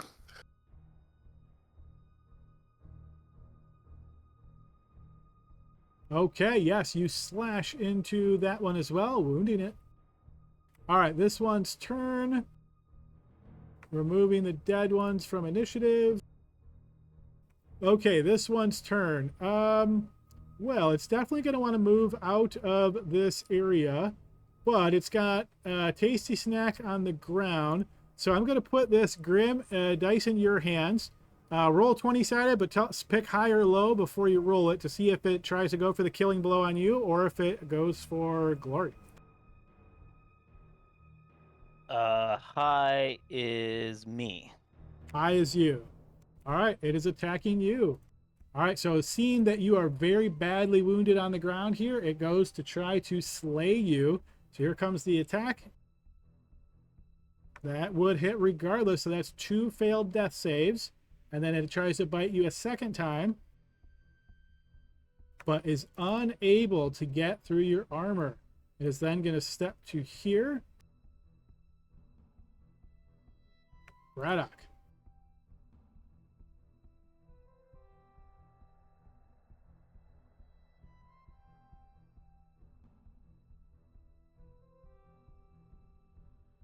Braddock is enjoying looking at the wall there, really wrapped up in it. Captivating. And looks like maybe he's trying to... Oh, there you are. Can you hear me now? Yes, can hear you. Oh, good. Sorry, something wrong with the button there. Hey, lady, you forgot to pay us. And he'll move in. I can't move my token, though. Looks like you're on the Change my button. pointer tool. Yeah. Yeah. Thing. 20, 25, 30 to there. Going to bonus action dash. Hopefully there's somewhere for me to go. So that would be 5. Moving through the line would be 10 each. Wait, there's blades. Wait, there's blades there. Yeah, you can see the blades 15. Oh, I can't actually go through there. So I'll drop concentration. I just typed it in there, but if somebody's gonna walk through there, I'll just drop concentration on that. All right, concentration is dropped. The blades go away. So that's 15 through there, or where am I? 20? Where did you start from?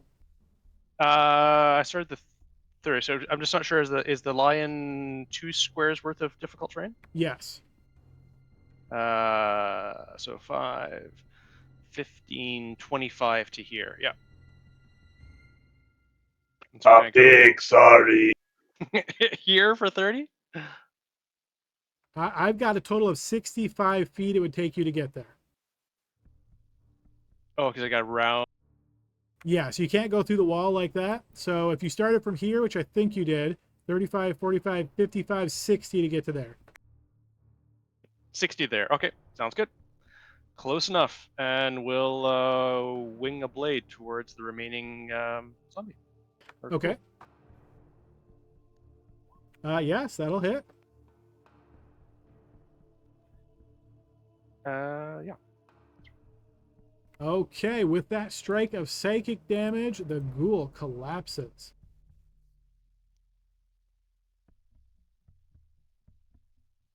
I will cast Cure Wound. Oh wait, are we out of combat or are we going through? We're still in initiative until nobody's at risk of death. Oh. Okay. Okay. I will end my turn. There's nothing else I can do. Okay, Archgale. Okay.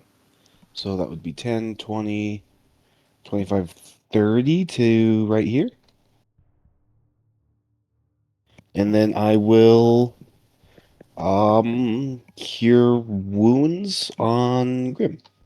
Sorry, real quick, Archgale. You started here, right? So it'd be No, I 5. started one time. No, I started yep, right there. Oh, so you were just one behind. Okay, then you're right. Yep. Okay. Cure wounds on Grim. So let me do that real quick.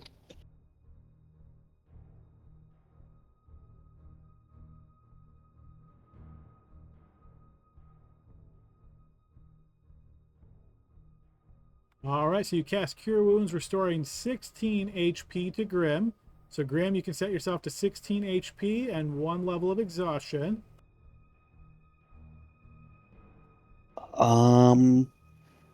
Okay. And with his effects, I assume something specific needs to be casted to actually end those effects. You need to use an action to staunch a wound. He has 2 separate wounds on him that need to be staunched. Okay. Well, I got him from death, so I will worry about staunching those wounds next turn. Okay, Barnaby. So what is going on up there, folks? 10, 15. Goose. 2025. So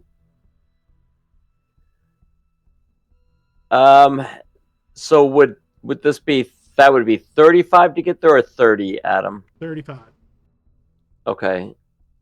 So I can't see anything anyway, so I'm going to go ahead and dash.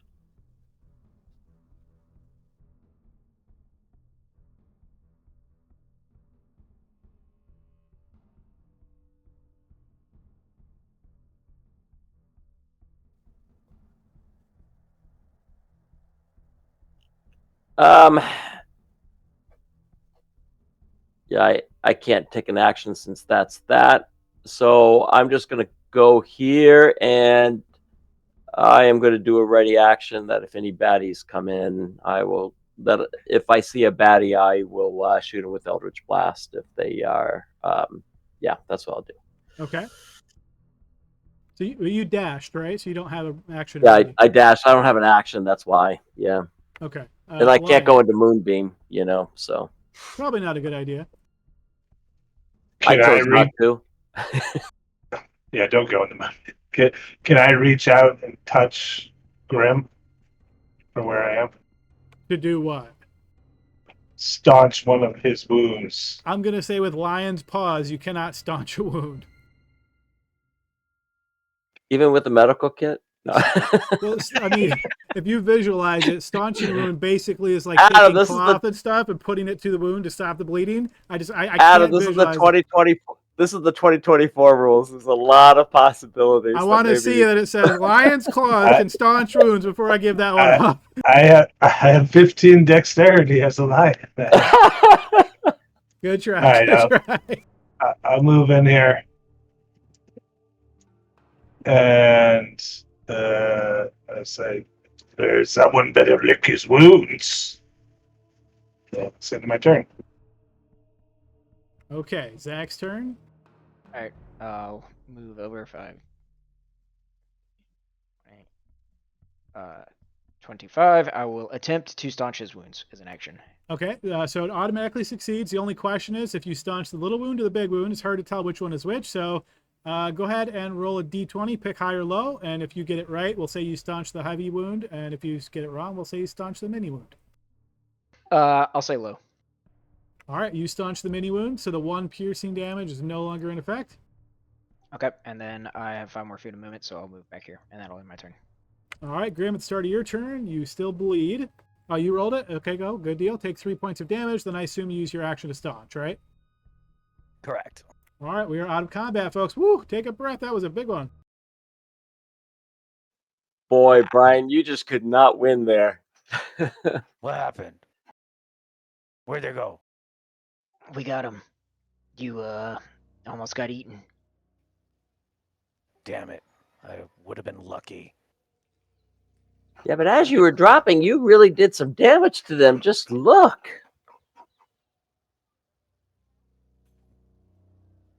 Don't You're a remember good hitting distraction. anyone. Someone's going to take these hit points. It might as well be me, I guess.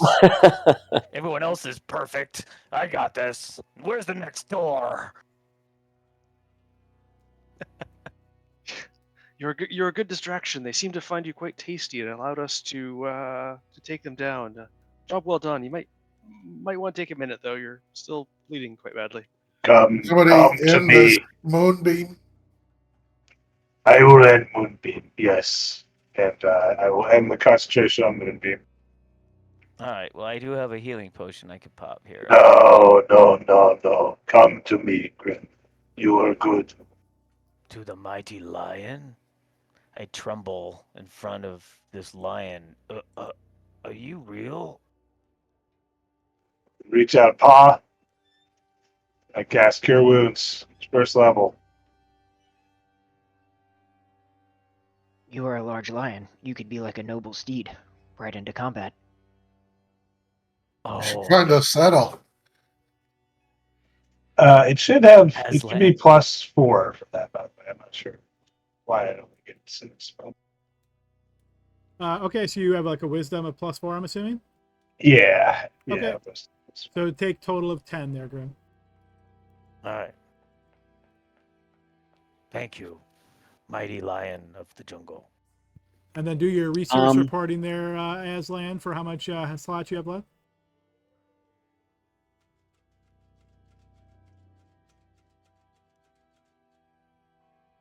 I would like to. Well, no, I wouldn't. I would. Wait, what happened to that woman? Oh, she ran away. She had grandkids to go to. Hey, F and G, you look like you're still hurt a little bit. Yeah. I have no more grandchildren either. Well, I tell you what, let me go ahead and let me see what I can do. I don't know. I'm gonna go ahead and give you 4 HP and see how that does with lay on hands. That's pretty good. That's pretty good. I feel better. Just my shoulder. See that? We should be good. Thank you, little healer, and thank you, healing giant lion. Yes. Were you saying you had grandchildren? Yes, I am quite old. Well, You see, you look at him now, and he's got a gray beard. This guy has lived life probably too long, in his opinion. That's why he seems a bit unstable, surviving everyone in his family. I'm getting Umbra vibes here, Brian. Who's Umbra? From Elder Scrolls, he's like this super powerful orc that's lived so long, and his only goal now is to find a worthy enough fighter to actually fight him and kill him. Oh yeah, that guy. Sure, yeah, we'll go with that. Don't worry, the way you're going, we're sure you'll meet your ancestors real soon. Yeah, we're good to go. Next door. All right, guys. Well, it sounds like you're probably going to want to look around here a little bit more before following the path that Skit and Scat sent you on. Is that right? Truth. All right. Well, as we're about halfway through our session here, let's go ahead and pause, take our 15-minute break, and come back on the other side. See you all in a bit. Sounds good. Alrighty, we're back in the second half of our session here. Team, let's get you back over to the map. You have just defeated these ghouls that were dragging this poor old woman off, most likely to be devoured. You have slain them after taking some significant damage to poor Grim there, who is the subject of the ghoul's ire. What would you guys like to do next? I want to take a quick look around this room and see if there's anything of value in here. Looks like there's a barrel or something that might have something in it. Sure, yeah, go ahead and throw an investigation check as you spend a little bit of time rooting around the room for anything of value.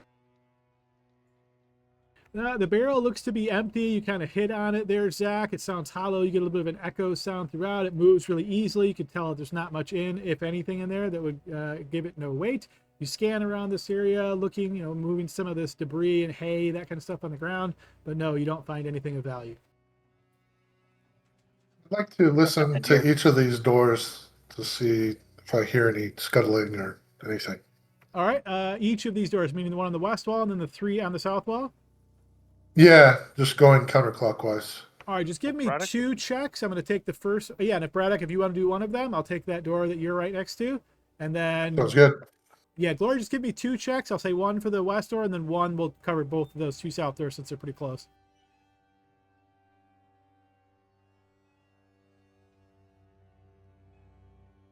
All right, you hear nothing on the west door. On the southern doors, you also hear nothing. Yeah, Braddock, you the same way. You hear nothing there. Hopefully nothing but treasure behind these doors. More silver bars, maybe some gold bars. Maybe start down here.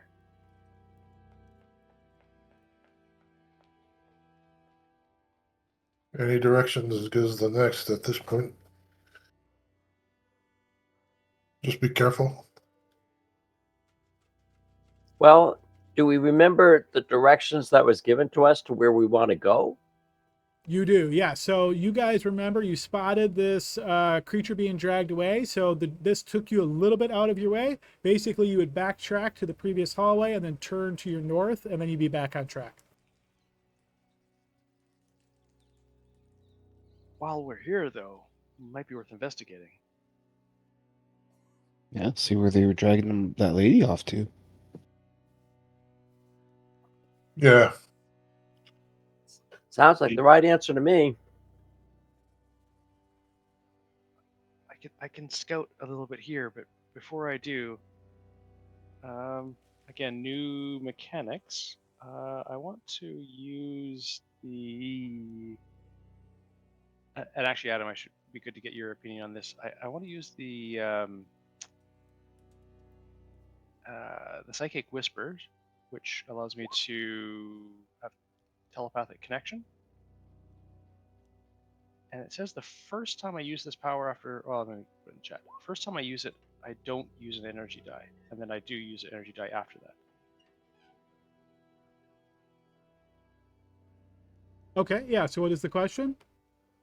I just want to set it up. Actually, I just want to use the Psychic Whispers to set up a telepathic link to Zach. Yeah, you can certainly do that. So just do your resource reporting so you have 0 of these free uses left, and then any future uses would require a psionic energy die. I should track the free as well separately. Yeah, because if you don't track the free, then we probably won't remember. So just put in 0 for now, and then knowing moving forward, you'll have to spend a die each time. Sounds good. If he's gonna do that, I'm also gonna set up a telepathic connection to Noah so that we can do like a 3-way chain here. I'll have to be the intermediate between the two, but Oh.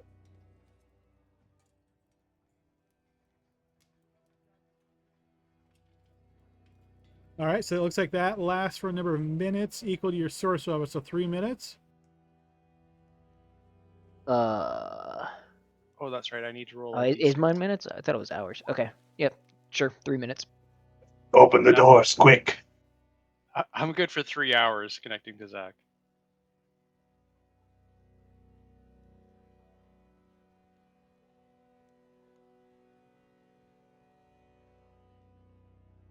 I don't have the thumbs. I can't do it. Open these doors. right there.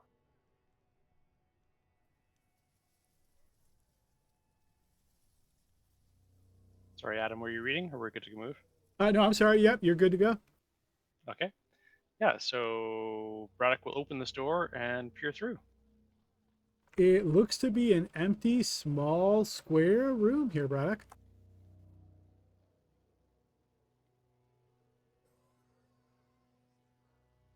Looks like a closet or something. Seems empty. Will move himself in. Except I cannot. You might have to use your mouse to drag since the door is kind of like halfway.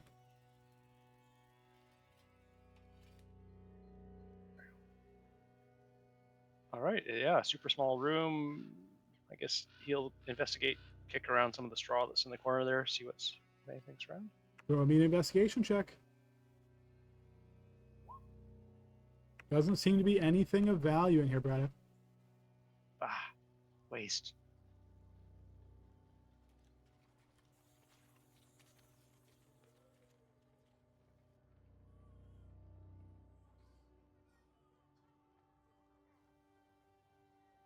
He'll move up to the next one if we're okay and crack open the next one. Oh, it's locked. Let's try. This one's locked. Must be where they keep the good stuff. Let's try to pick that. These creatures have been smart enough to open locked doors. Maybe they have a key. Okay, you managed to pick this lock here, Braddock. No key needed, Glory, when you have these fingers around. Good job. This room looks very similar to the last. You see a quite heavy layer of dust lines the floor. Same thing, small room. Doesn't look like anybody's been in there. Sometimes that means bad things, though. He'll just do a psychic check to Zach to make sure that's working and then try to step into the room. Just cannot get through that door, though. Probably the same thing. I can move you in if it's easier. I got it. There we go. I got it. There we go. I feel like you have to drag yourself over it. It's really weird. Like trying to walk through doesn't work. Yeah. I just gotta get it just exactly the right level. Well, I think the door's in between two spaces. I think. A little more thorough investigation because this one hasn't been disturbed, so it'll take a little more time.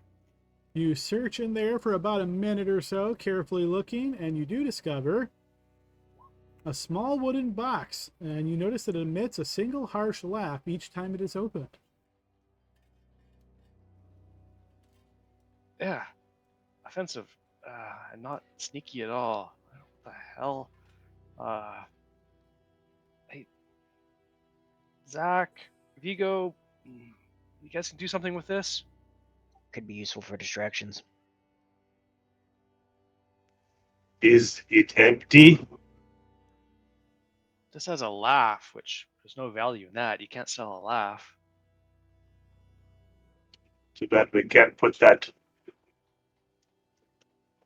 weird dwarf head in there. Ha! It's not a terrible idea, actually.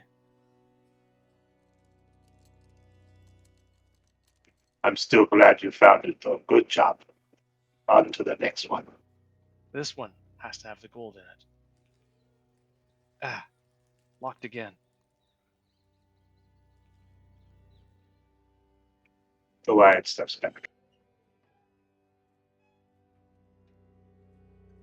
Yes, once again, you managed to pick this lock. Yeah, puts his thieves' tools away and sort of blows on his fingers. Still got it. He'll crack the door open. Okay, as you crack the door open, you notice a very similar styled room. What sticks out to you on this one, however, is on the south wall, you notice a piece of parchment that is currently hanging by a nail pin.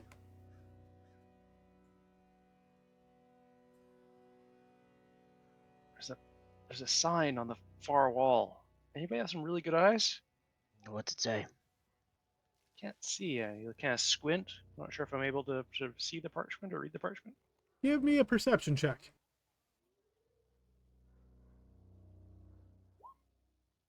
Yeah, it does look like a piece of parchment. It's got some like charcoal drawings on it. You notice some runic symbols and so forth. Got some symbols on it. Might be something more up your alley, Zach. Is it magic? I don't know. I can't tell. It's just gibberish. The symbols. Can I try to read it? You notice the similar symbols. You don't notice actual words. You kind of look at it very carefully, and keeping in mind that the piece of parchment is like half open because the bottom part is kind of rolling up and the nail pin's only on the top. So you can make out part of it, but yeah, you just notice symbols. Can I try to grab it with Mage Hand? Sure, yeah. So you cast Mage Hand, you're trying to just pull it off the wall? Yes. All right, yeah. You separate the piece of parchment from the wall. And then I'll bring it closer and see if I can get a better look at what's going on. Yep. So you're holding it still with Mage Hand? Correct. Yeah, I haven't touched it. It's just kind of floating in front of me with Mage Hand. So the way I'm visualizing this is the Mage Hand's holding it at the top, right? So that bottom part is still like kind of furled up. So you can see part of it. And if the Mage Hand like moves it or shakes it, it probably unfurls slightly and then kind of comes back, right? So you can't still make out the full amount of text there. You are noticing these charcoal runic symbols, though. I would say it certainly gives you like an arcane vibe. Okay. Let's see. I'm trying to think if there would be a way to like put it on the ground with Mage Hand and like take a coin and then, you know, like use that as a paperweight and then use Mage Hand to kind of roll it out and hold it there with Mage Hand for the rest of it. I would say that would work, yeah. So you have the Mage Hand put it to the ground, and then you put a drop a coin on the top to leave that flat, and then you use your Mage Hand to like kind of smooth it down the rest of the way. Yes, once you do that, you notice these symbols continue. You look at it carefully. Go ahead and give me an Arcana check here, Zach.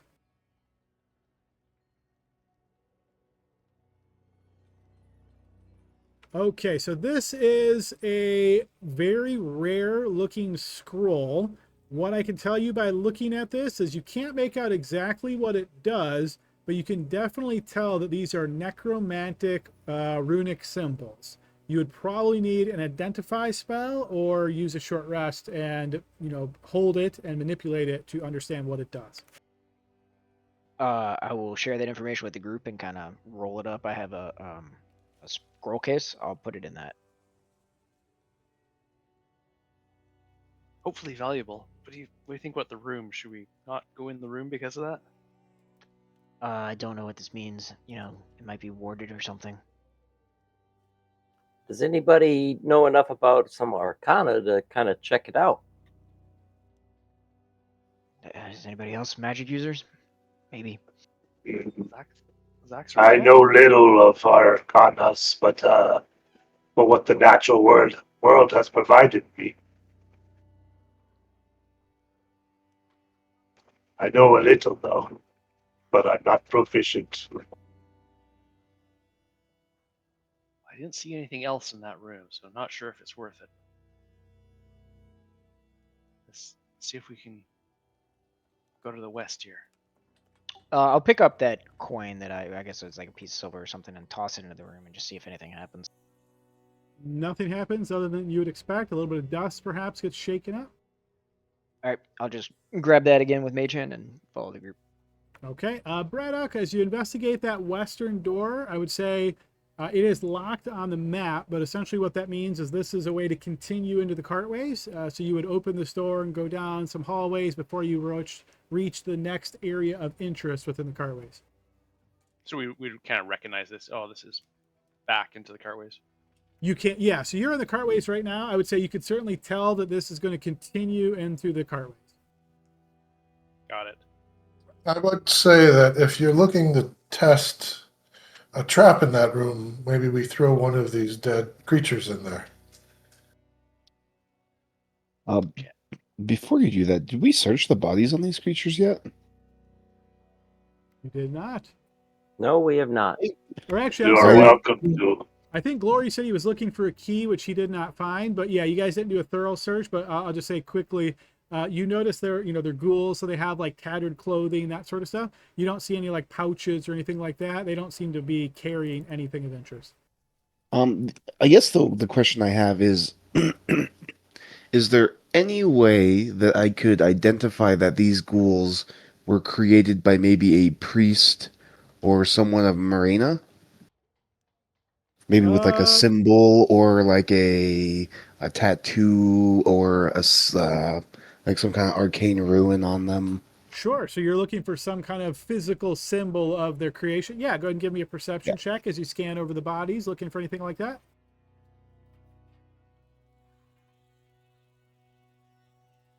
You don't find anything like that, Archgale. If there is any kind of sign of their creation that's tattooed or dug into them, you don't find it.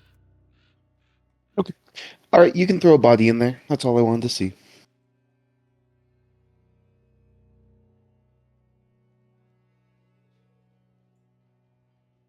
All right, I will. I'll grab one of these creatures and toss it in that room.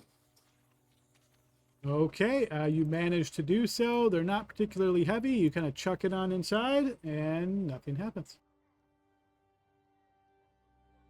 Let's put them all in there.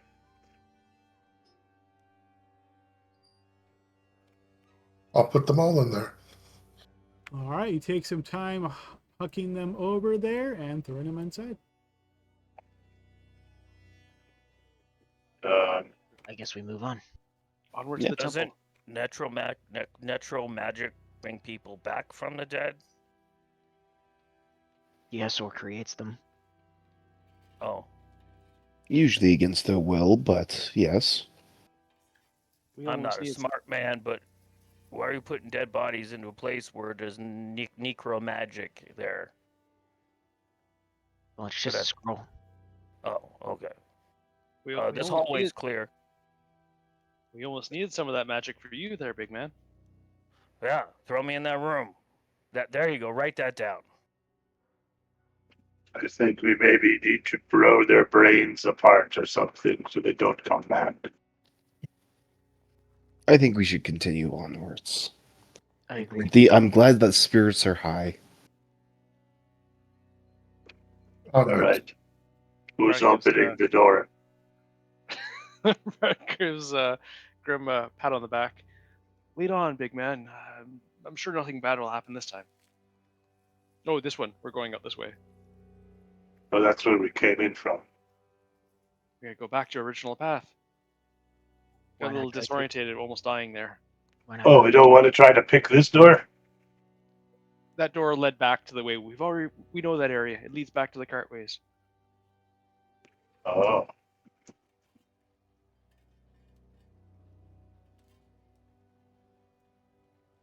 Stuck. Unfortunately, the lion has to live in the cartways now. No, kidding. All right, so we'll get you. All right, so you guys make it back to the way you came, and I assume again you're just backtracking and then following the path by Skick and Skack, right? Correct. All right, you're able to do so without too much effort, getting back on track, and then sure enough, after traversing the cartways for another, say, 10 minutes or so, you find that familiar set of stairs that leads down to the Temple of Marina.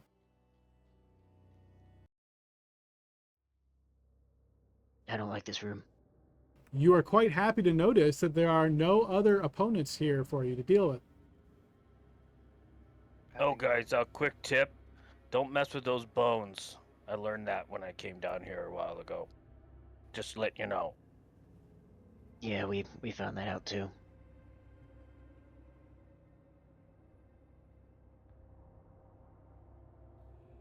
Perhaps we should do this quietly, as quietly we can with a giant lion. I can try scouting again.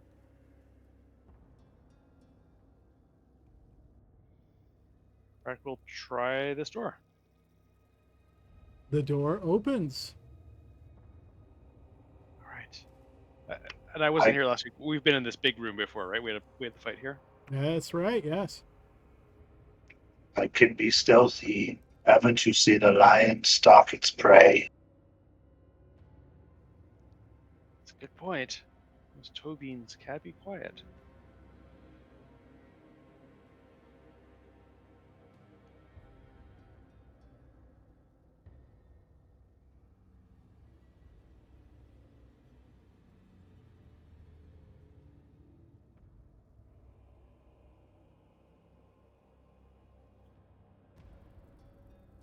Since we're kind of moving ahead in here, I guess Braddock in particular will try to be sneaking along the side wall here. All right, Braddock, you try to move quietly. All the way here, couple of the doors to the west.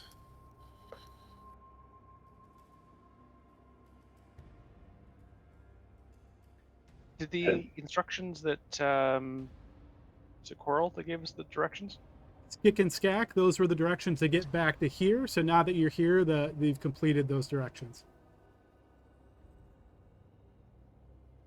We haven't gone this way. No, I think this is the way that some of the other people escaped, though. I believe so. Just escaped to where? Let's find out. Oh yeah, sneak ahead. I think Got your back. All right, Zach. I'll let you know if I need help. Okay. Braddock will start to try to sneak down this corridor.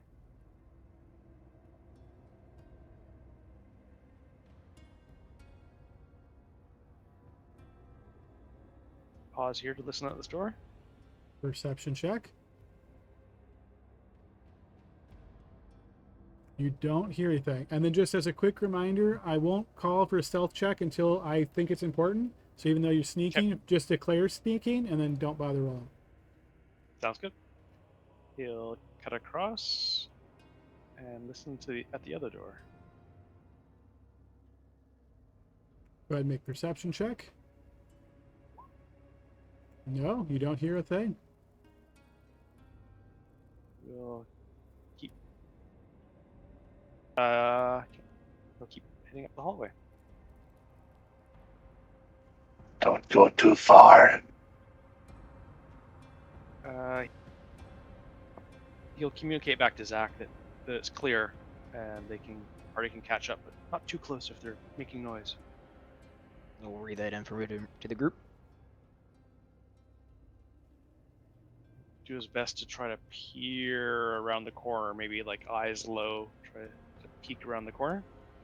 You glance in that direction, trying to remain undetected. You don't see anything except a long hallway.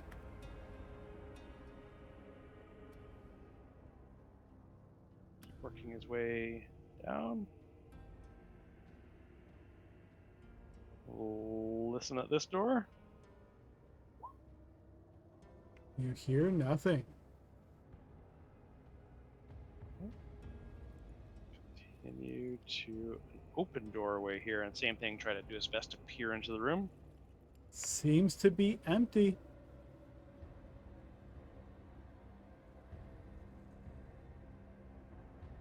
Okay. Keep moving along. One more peer around the corner here. Once again, you see a long hallway. Well, nothing but doors and back into the temple. Maybe we should open some of the doors. Yeah, probably a good Up idea. these areas.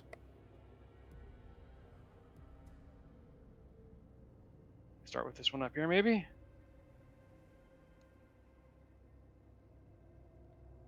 We'll try the door.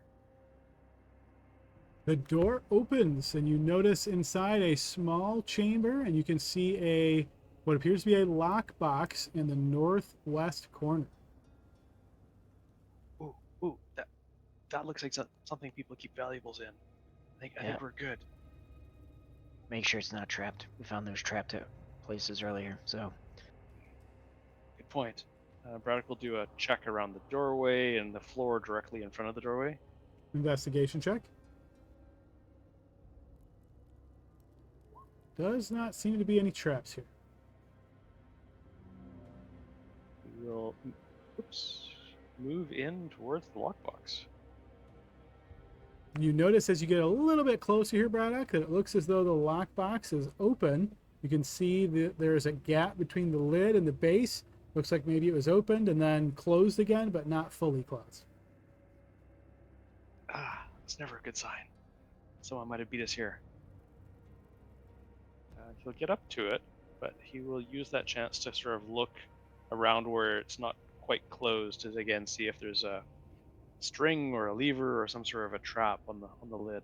Another investigation check. Not that you see. We will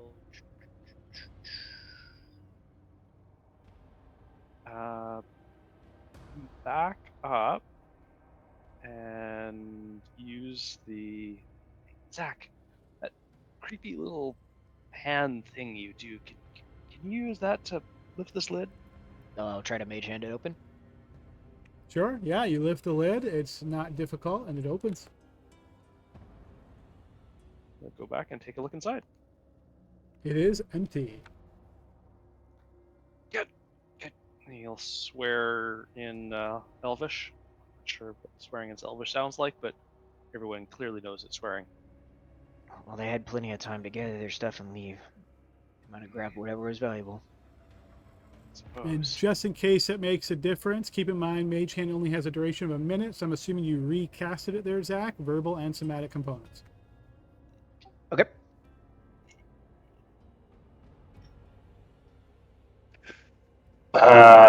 I'm going to try to go in this empty room in front of me right here.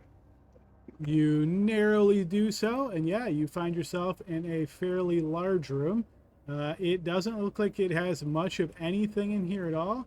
You do notice, though, on some of the wall, the west wall and the north wall, you see little iron shackles built into the wall.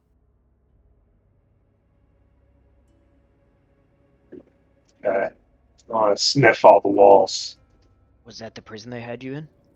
Give me a Yes. perception check there, Lion.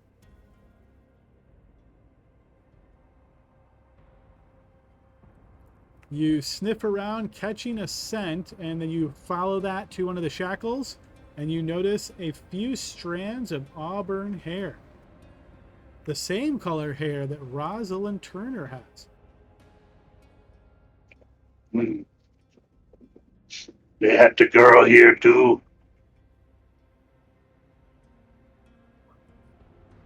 Well, we need They to find. have a thing for redheads. We need to find this portal. They probably didn't keep it with the prisoners. Wow, there's clearly a room in the middle here. Let's try one of the inside doors. Maybe one back on this side.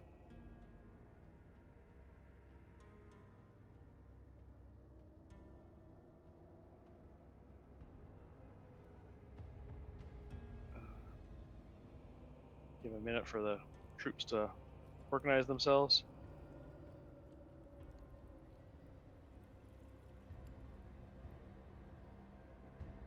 Jeez, that's a big cat. Alright, Braddock will attempt to open this door.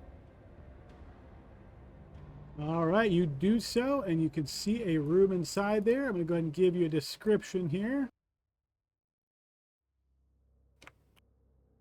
A collection of torture devices decorates this chamber. 2 leather-padded pylores and an iron maiden accompany a table topped with 2 whips and a set of medical surgical tools.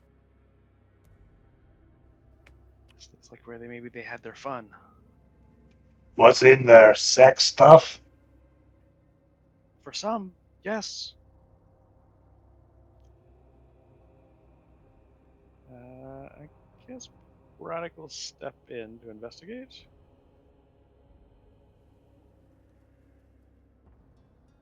Yes, Braddock will step in to investigate to see if there's anything besides just the torture devices.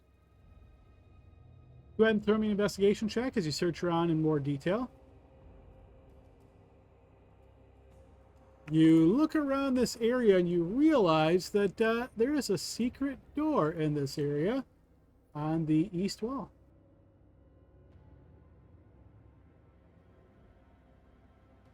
Hey, there's another door here. Well, let's go through it.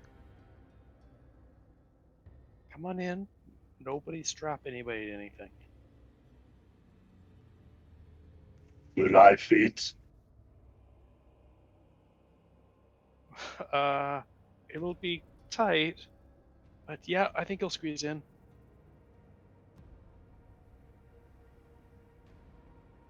I think here, these kind of doors work if I just push over here. Try to slide the door, or swing the door, or pivot the door. It opens to reveal a narrow, not lion-sized friendly hallway. This one's going to be squeezy for you, my friend. Let me just see what's down there.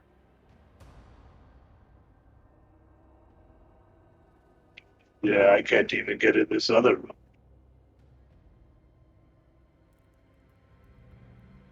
We need to put the kitty Thank on a you. diet.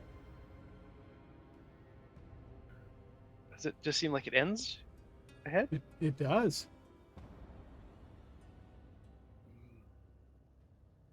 It's sort of a hallway to nowhere, which either means another door or clearly a trap.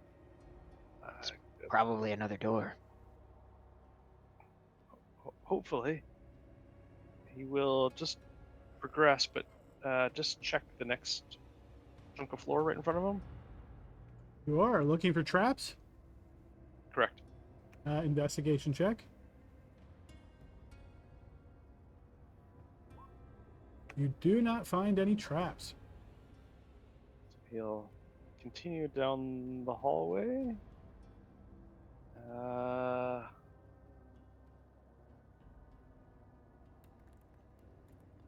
Again, this time, actually, he'll step back, and as I progress, he's going to step back and investigate for doors on either side of the corridor as well. Perception check.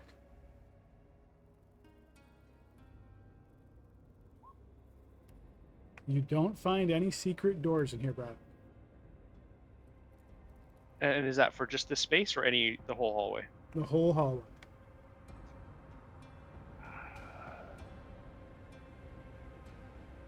Baffling. Why would you just have a little hidey space like this? Maybe that's where the portal was, and it's gone now. Maybe. Seems odd, doesn't it? Some creeps like to hang out in here and watch in the other room, but with the door closed, you couldn't see anything. It doesn't make any sense. Any footprints or 'Cause, anything? yeah, I was going to say that too. Sure, Glory, since you're here, if you want to make a survival check looking for any signs of footprints, you can do so.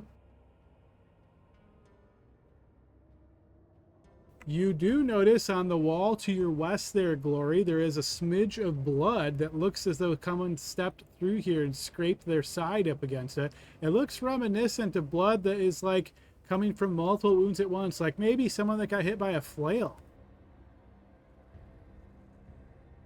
I will pass that on to. Well, I'll just speak that out loud. Or here's. Well, then there's got to be another door in there, right? But maybe it is the portal, but maybe that's true. That's where she was going, was the portal. Possible. I don't see it. I don't know if Zach or Barnaby, if you want to take a look, maybe you have better eyes. But I don't miss stuff like that. Sure, I'll take a look.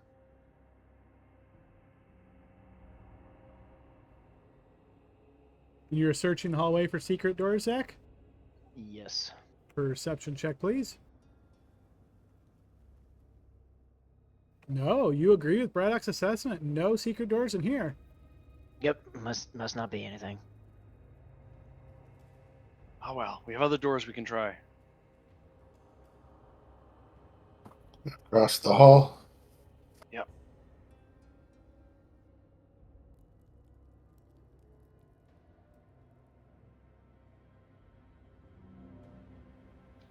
Again, Brad will test the door across the hall. The door I opens. can't get through it. I'll scoot you out there in just a moment, Kitty. Okay. So as you look in there, you notice this chamber is lined with pillowed divans and plush ottomans. A bed adorns the room, covered in satin sheets and feathered pillows. This looks like where they were staying. If there's going to be valuables, it's going to be in here. You're relying on me. Brad will make a beeline. What looks like a chest here? Yeah, it looks like a small foot locker. Yeah. If it's got a lid on it, he'll just do a quick safety check, make sure nothing is trapped. Okay, investigation check. You don't see any dangers here. All right. He will then search the room, so the locker as well as the bed and under the bed, etc. Okay, just to avoid too many checks in a row, I'm going to say you don't find anything out of the ordinary here. However, you do find inside that footlocker as an assortment of gothic carnival masks, which looks similar to the folks that you saw out in the main chamber that were wearing them. There's probably about 5 of them here. Definitely the masks they're using, but I don't think they're very valuable. You're right, they cleared out all the valuables before we got a chance. We Another should door, take though. those. I'll gather them up. Okay, feel free to add 5 carnival masks. Or actually 5 gothic carnival masks, in case that becomes important.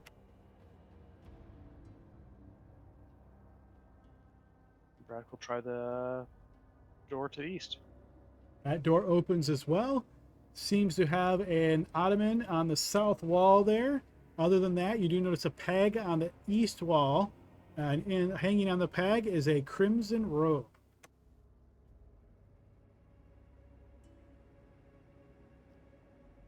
More of the cult accoutrements. You should grab some. It might help us sneak into their organization if we need it. Sure. They'll grab the rope. Okay, you have it. Anything else of note in the No.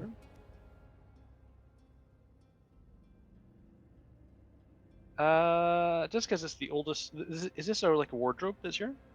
Or is it just the peg that's on the wall? That thing that you're seeing depicted is actually an ottoman, so think of it as like a couch. Oh, okay. Okay. On to the next set of doors. I think this one goes back to the room, right?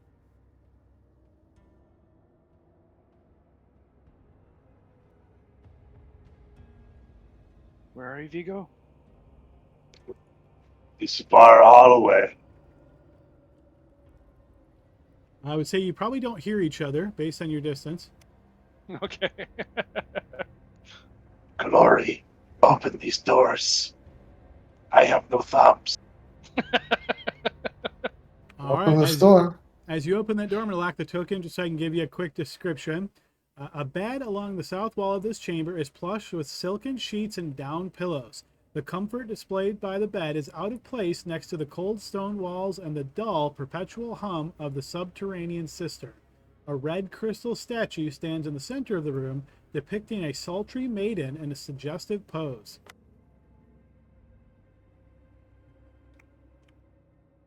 It's one of those sex god statues.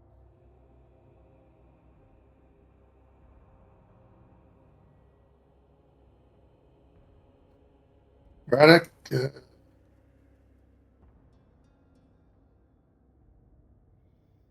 Okay. Braddock will slip into the room.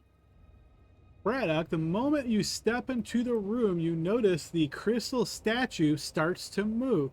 I'm going to open initiative here in one moment. Uh-oh. All right, please roll your initiatives. It's gonna try to kiss you.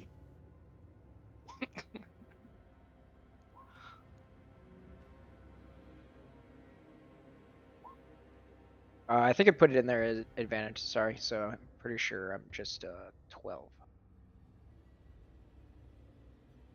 Yep, if it's wrong, just go ahead and manually update your number there.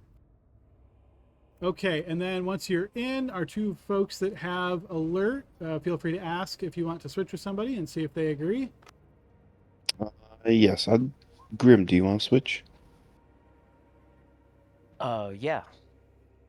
Thank you. All right, the two of you Archgale, do you update. Sorry, the first agreement. You two update your numbers, and then I'll do the sort. Archgale, do you want to switch?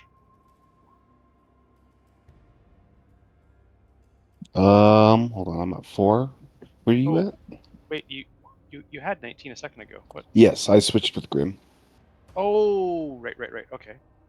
Nope. Then I won't switch. I'm good. Okay, so that's where we are. Let me go ahead and unlock the tokens. And Grim, you are the first to react. There's 30. Did he go in that open door? That's Yes. Okay, then I will dash to there. Hey, Braddock, your turn. He sees this thing move, and wants no part of it. Is it in range? If I move out, do I need to disengage? It looks like it might be able to hit you from there. So he will take the disengage action. So he'll duck around, do a bit of a swoop-de-doo, and try to step out of the room here.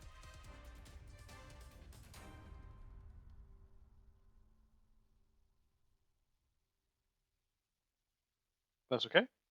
Yep, yeah, you're good there. Okay, and I'll actually move back to here. And yeah, I'm gonna end my turn on that. All right, the statue is going to move up here. It's a little bit difficult to visualize, but because this door is kind of in the center, he's in this square. He can, hit either of these squares, so he is going to attack the lion. Lion, you notice this glass statue reaches forward to stab at you. You notice that its hands are actually kind of jagged. That is going to miss. Glory. I'm going to attack the statue with the halberd.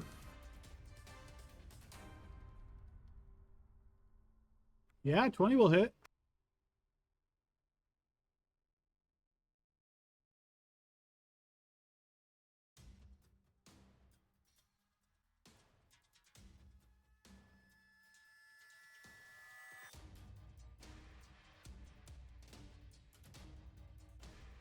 Okay, 13 damage as the halberd slashes down into the glass statue.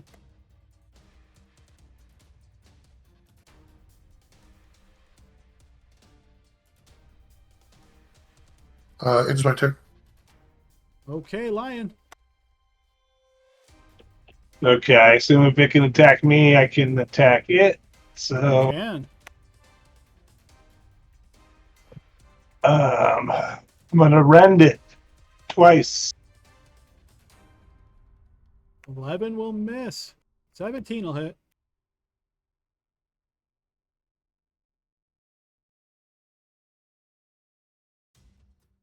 Seven points of damage as you slash into the statue. Okay, it's the end of my turn.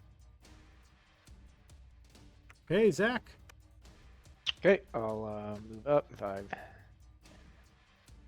Looks like I can see it through the door now, so I will cast Mind Sliver. DC 14. Okay, it has advantage on this saving throw.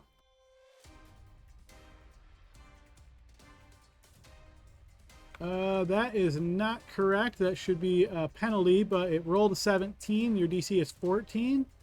So Correct. it is going to succeed on that. Okay, that will be my turn. Okay, Archgale. Okay. I'll cast Sacred Flame on it. Okay, dexterity saving throw. We'll have advantage on this. This one actually is correct. So 15. Passes. And I think I'll There. My turn.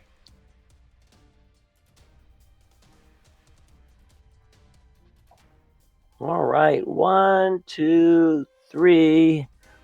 Why are you guys taking all the fun? What's going on? 4, 5, 6. I'm gonna go ahead and cast Blade Ward. Hey, Grim. If I move up a space, can I attack it? You said something about the door. You can attack from there, yes. From where I'm at? No, if you move up a space. Yeah. Okay, copy that. All right, and then I'm going to attack with the flail. 12 will hit. Oh, wait, hold up. Dang it. That's the dice. The 8. That's a pretty good roll. Yeah, do you want to just keep that one and then you'll do the macro next time? Okay. That's only one off max, isn't it? Yeah, Okay. the only way you do any better is if you rolled an 8. So. And sapped. All right, well, hang on. First of all, so the flail deals bludgeoning damage? Yeah. Okay, I was thinking that was piercing for some reason. All right, so when you hit it, you realize I think it that- used to be. Did it? Yeah, that seems odd to me. But okay, so that it is actually vulnerable to bludgeoning damage, so it's going to take 22 damage. But then it has a special effect that when it gets hit by bludgeoning damage, it gets to make an automatic attack against anybody within 5 feet. So first attack on Lion, and next attack on Grim. So I'm let's guessing see. that's like broken glass. Oh yeah, shards. You got it. Yep. You slam into it, and then shards break free and sort of shoot out. So the Lion, it's going to miss, but Grim, your AC's 19, right? So that'll miss you as well. Okay, and then I will end my toe-to-toe, end my turn. All right, Braddock.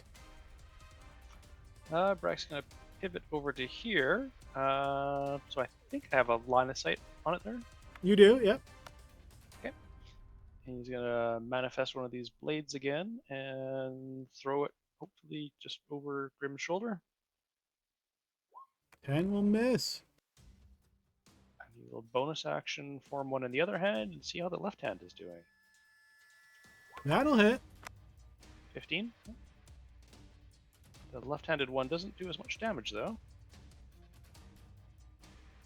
In fact, it does 0 damage because it's immune to psychic damage. I was watching very carefully to see how Zach's went. Yeah, it just sort of evaporates, disappears as soon as it hits it. All right, it is going to attack the Lion again. 23, that'll hit. Flashes out with that jagged arm, jagged hand there. All right, looks like it is lagging. I'm going to manually roll this.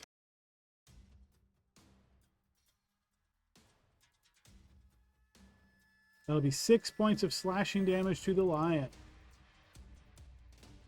Okay, Glory. All right, I'm going to move.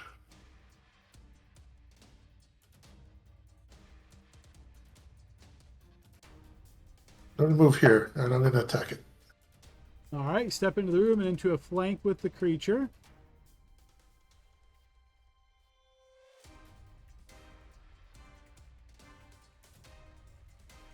So that'll be a 13 with the flank, and that will hit.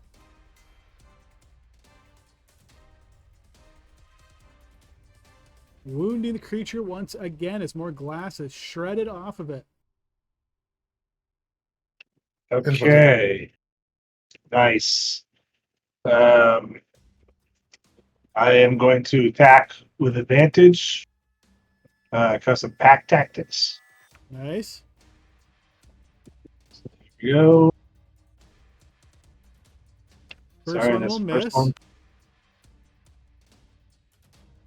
And second one. Second one will hit. Wounding it again as more glass shards break off and collapse to the ground. This isn't my kink. That's the end of my turn. Okay, Zach. Alright, I'll run up over Here. And then I will take a shot at it with Sorcerer's Burst.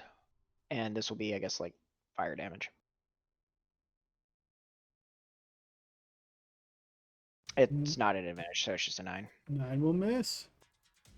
Okay. And then I'm going to get out of the way so somebody else can get in there. Move back here and end my turn. Okay, Archgale. Sacred Flame. All right, you call more energy down upon it. It will make a dex save at advantage. 16, I believe that passes. Yep. And my turn. Barnaby. What are you guys trying to attack this time? It's always something. It's fun. Oh, that's kind of odd. I'm going to try to shoot it with my Eldritch Blast. Well, actually, I'm going to, let's see, 5, 10, 15. Is the orc here considered difficult terrain, Adam, because he's engaged? Nope.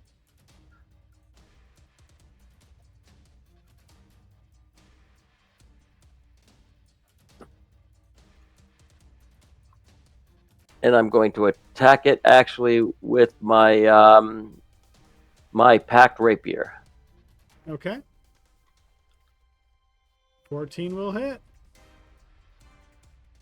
All right, that is going to do enough damage to destroy the statue that shatters into glass. You guys are having all the fun. Oh, that was nicely satisfying when you smashed that thing. Looks like a nice little room in here. Adam, can you describe the room? How old does it look and things? I can give you the description. I think it was already published there. But yeah, a bed along the south wall of this chamber is plush with silken sheets and down pillows. The comfort displayed by the bed is out of place next to the cold stone walls and the dull, perpetual hum of a subterranean cistern. The red crystal statue you guys just destroyed. How old does it look? Hard to tell. I mean, it looks the same age as the other rooms you've been in, I suppose. Okay, yeah.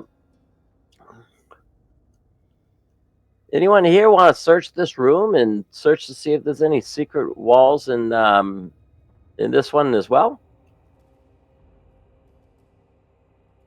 Sounds like a Braddock task.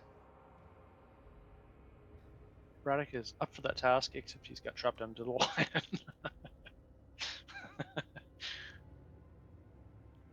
Get in there. There we go. Oh, Hey, Adam, approximately how long would it take for him to search this room? A couple of minutes. Okay.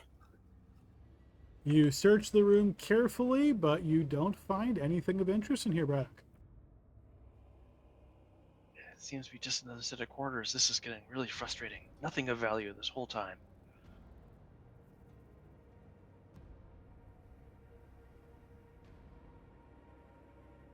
We got another door to check.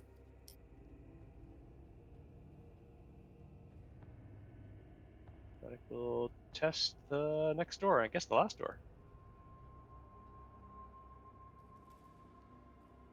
I think is locked. It is indeed locked. And it's Breaks up probably, the it's thieves. been, I'll just say it's been a while again since our last session was 2 weeks ago.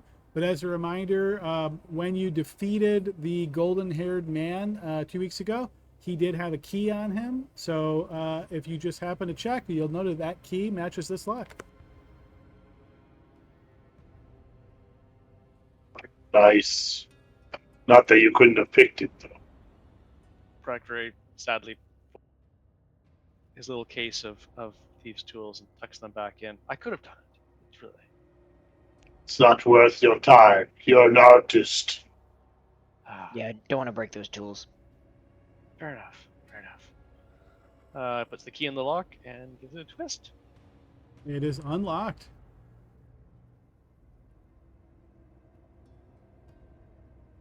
But perhaps still locked on the map. Oh, really? The lock is turned off. Let me just go. Oh, there we go. Sorry, might not have been clicking the quite right pixel. No worries. All right, as that door opens, you notice another chamber here. A quick description. This chamber is lavishly decorated with silken crimson tapestries, and unlit candles cover nearly every surface. A large bed covered in down pillows and silk sheets occupies the room's northwestern corner. A red crystal statue stands on the eastern wall, depicting two lovers, a seductive courtesan, and a handsome courtier entwined in a dance. Well, let me just go in there and smash it with my flail and get this shit over with. Not a bad idea at all. Or we could try to pick it off before it animates. It didn't move until I stepped in the room. Let me take a look. You said southeast? East, yeah, on the east wall. Move up 1 square. All right, 1 square and the battle's on, right? Here we go.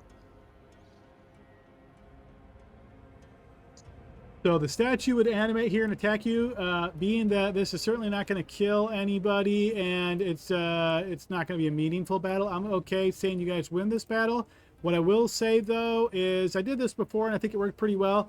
I don't think they're going to hit you guys too hard, but let's just assume that it manages to deal 10 points of damage to your team before you guys destroy it.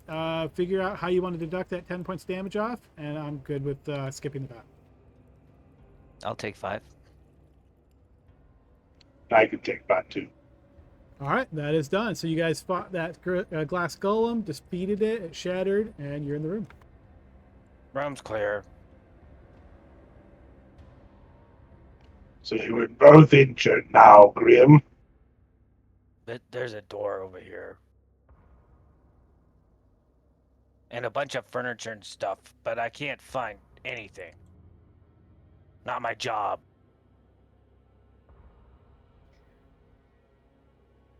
No worries, Grim. You did a good job. You smashed that thing real good. I take a pounding, don't I? Braddock will do a search of the room. All right, investigation check as you search around the room. Oh, he's kind of lost hope. Yeah, you don't find much of anything in this room, Braddock. Yeah, Adam's probably sitting there going, man, look at all the stuff I can't freaking find. Yeah. Just adding up all the values. You're up to like 1,500 gold so far that you missed a bad check. So It's Adam, inspiration. I give you my inspiration. yeah, do it. Oh, actually, I have inspiration. I could actually, yeah, I will re-roll that. That is actually a very valid point. A reminder. I always forget to use inspiration. I will use my inspiration, which I had to re-roll that. Sure thing. Burn your inspiration, reroll.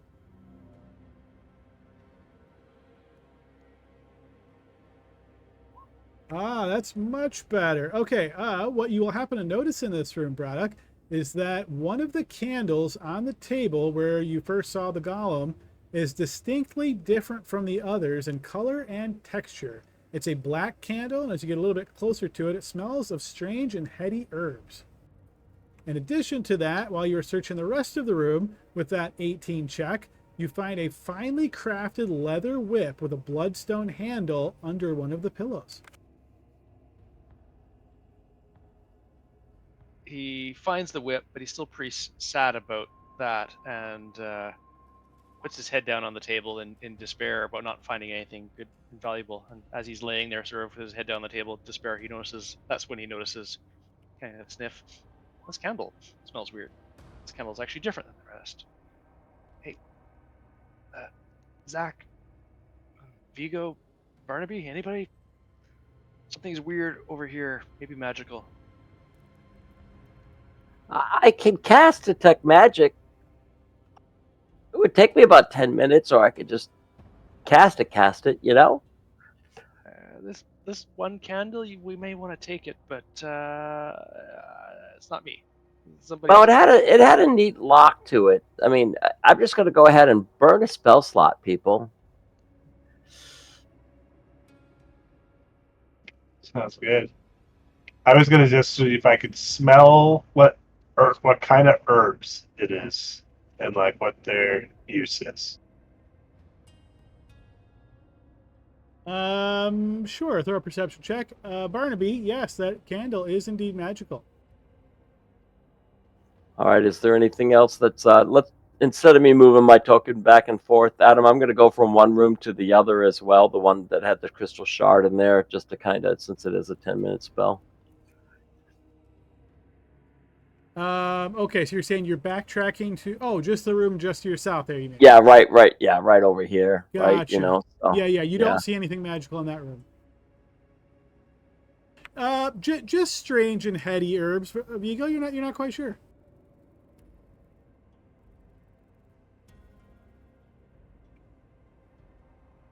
You want some gloves before you touch that whip? If it matters at all, that's a 12, not a 13, not a 10. Just because it's supposed to use my wisdom. But Yeah, I would say the herbs that you recognize are ones that you would associate with helping people concentrate on things. Hey, Adam, is that whip a toy or is it a weapon? It is, well, it's used for sex cult purposes, but if you wanted to use it as a weapon, you could.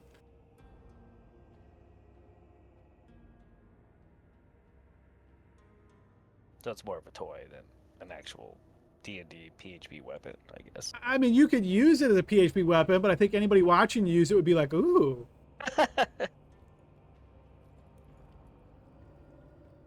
Hey, use it if you got it, brother. You know, I ain't mocking. The handle is oddly phallic shaped. be confident in yourself, Grim.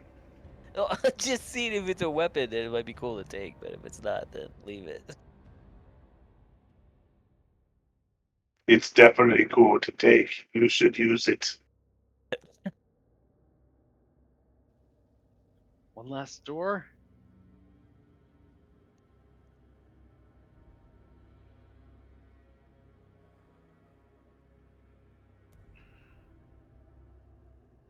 Right, we'll try this last door to the east here. It opens to reveal a small side chamber here. Putting two and two together, you seem fairly confident that the twins that you fought previously, the golden-haired folks, this was probably their chambers.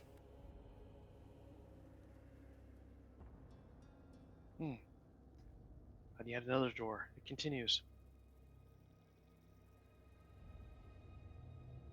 What's in their chambers? Good point. He'll check the bed and footlocker. You find nothing of interest here, just some odds and ends like spare clothes, that kind of thing. He'll try this door to the west. This door opens to reveal a small chamber. As the door opens, you hear this sort of like metallic sound as you're opening it, and you realize that there is a significant locking mechanism on the inside, as though you could go in and then lock the door, and getting in through the door would be nearly impossible.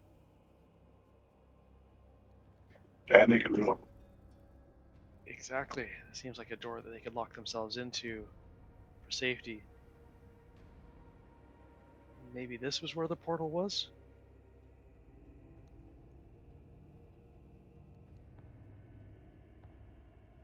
Just for sanity. Is there like a gap at all on the door? Can we see through it? No, if the door is closed, you wouldn't be able to see through it. But at the moment it's open, you can't really see much from where you're at, Zach. Okay, yeah, I just wasn't sure if it was like, the chain lock kind of thing where you can partially open the door and can't get it the rest of the way, but okay. No, think of it more as like multiple bar door locks. So very, very reinforced, but you can only lock it from the inside. Okay. Is this where the secret door... No, my map knowledge isn't very good.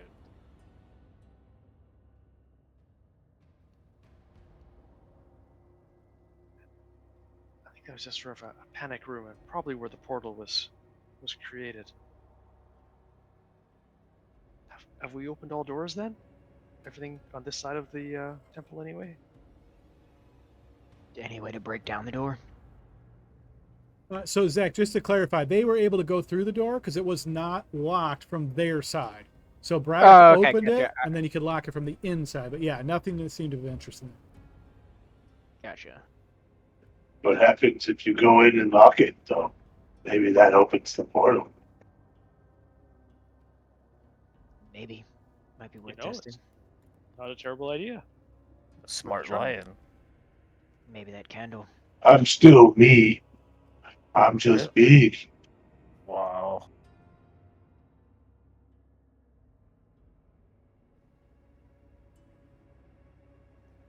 Somebody want to test that? Zach, if you do that, we'll know if you're in trouble, but we need you to open the door.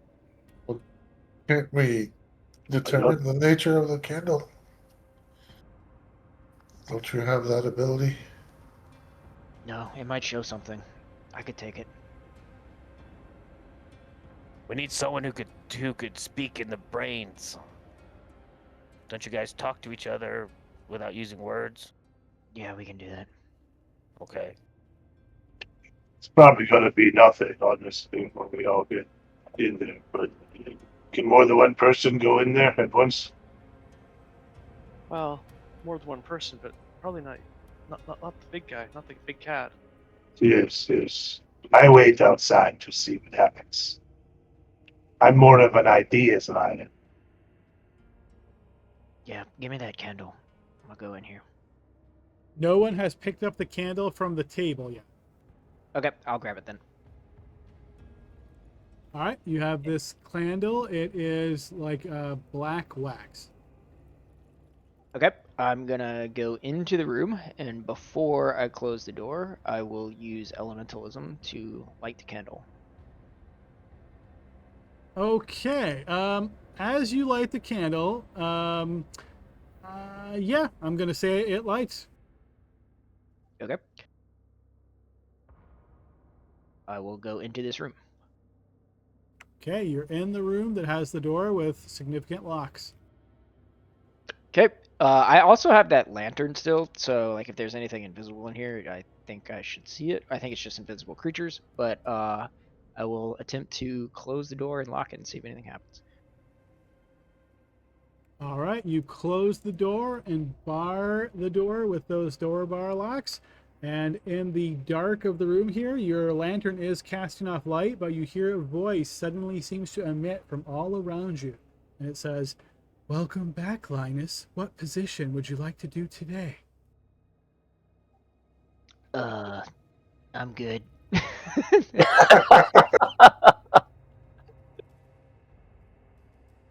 I will quickly try to reopen the door and like sprint out. I'm terrified. You are able to do so. All right, you undo the locks and open the door, and yeah, you're able to exit. Yeah, we don't need to go in there. What is it? It's a sex dungeon. Let's go.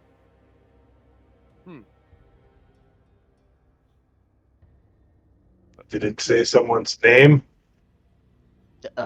Lionel. Oh, that's me. Maybe I'm supposed to go in there. Wait, what? No, you're a lion, not Lionel. All right.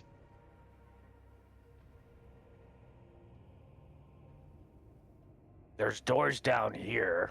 I could see clearly. Don't step on this pedestal. It's how they do the rituals. I don't know if you knew that.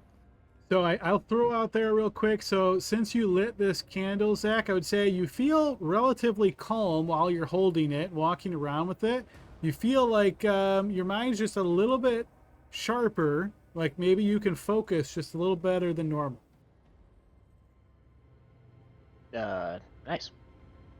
If my character thinks it feels good, he's gonna keep holding it. Make sure you don't waste that candle too much. Yeah, I'll keep an eye on it. And just Don't get checking, addicted. just checking. Did anybody take the special whip? I think it gave us all the icks. I think Grim should take But it. what was it made out of, though? Yeah, I mean, it may still have some monetary value. It was a finely crafted leather whip with a bloodstone handle.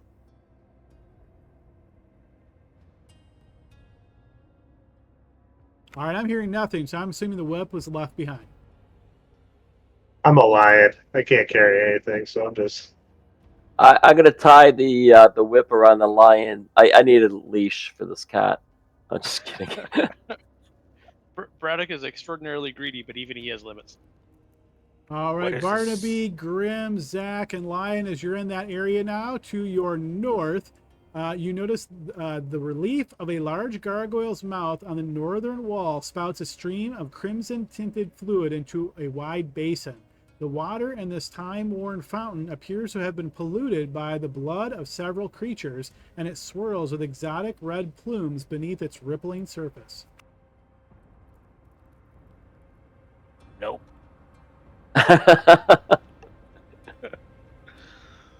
As everybody's thinking, well, do you want to go and investigate? The orc just says nope.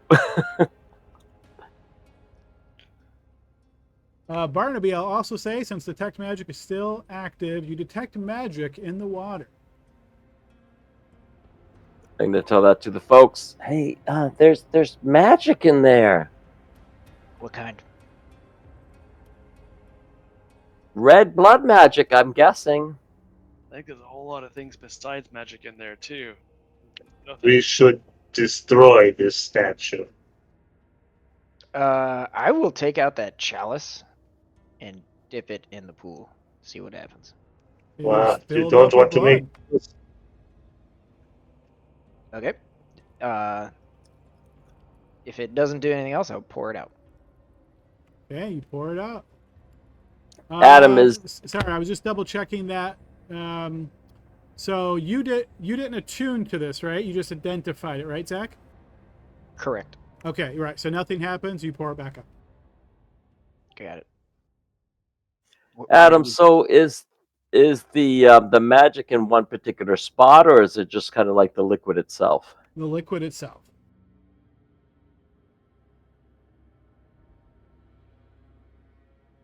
Oh, doesn't tell you what- lion!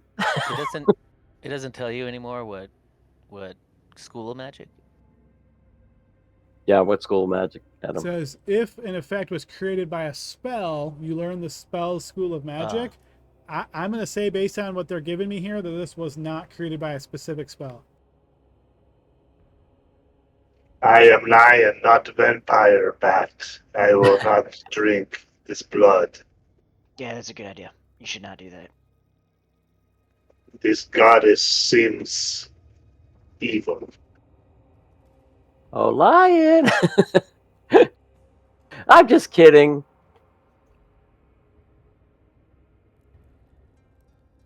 I do wonder how many of them drink from this, though.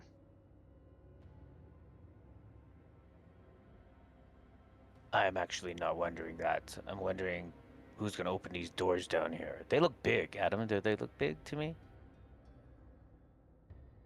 The doors? Because not because the map specifically. looks. Okay. No, it's more like this map wasn't designed for dynamic lighting and the DM had to force it. So I've done that.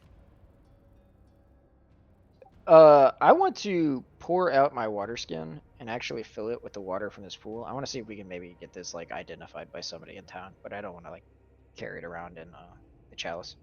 all right, fair enough. Add water skin of blood fountain water. That'll tell me what that is. Okay.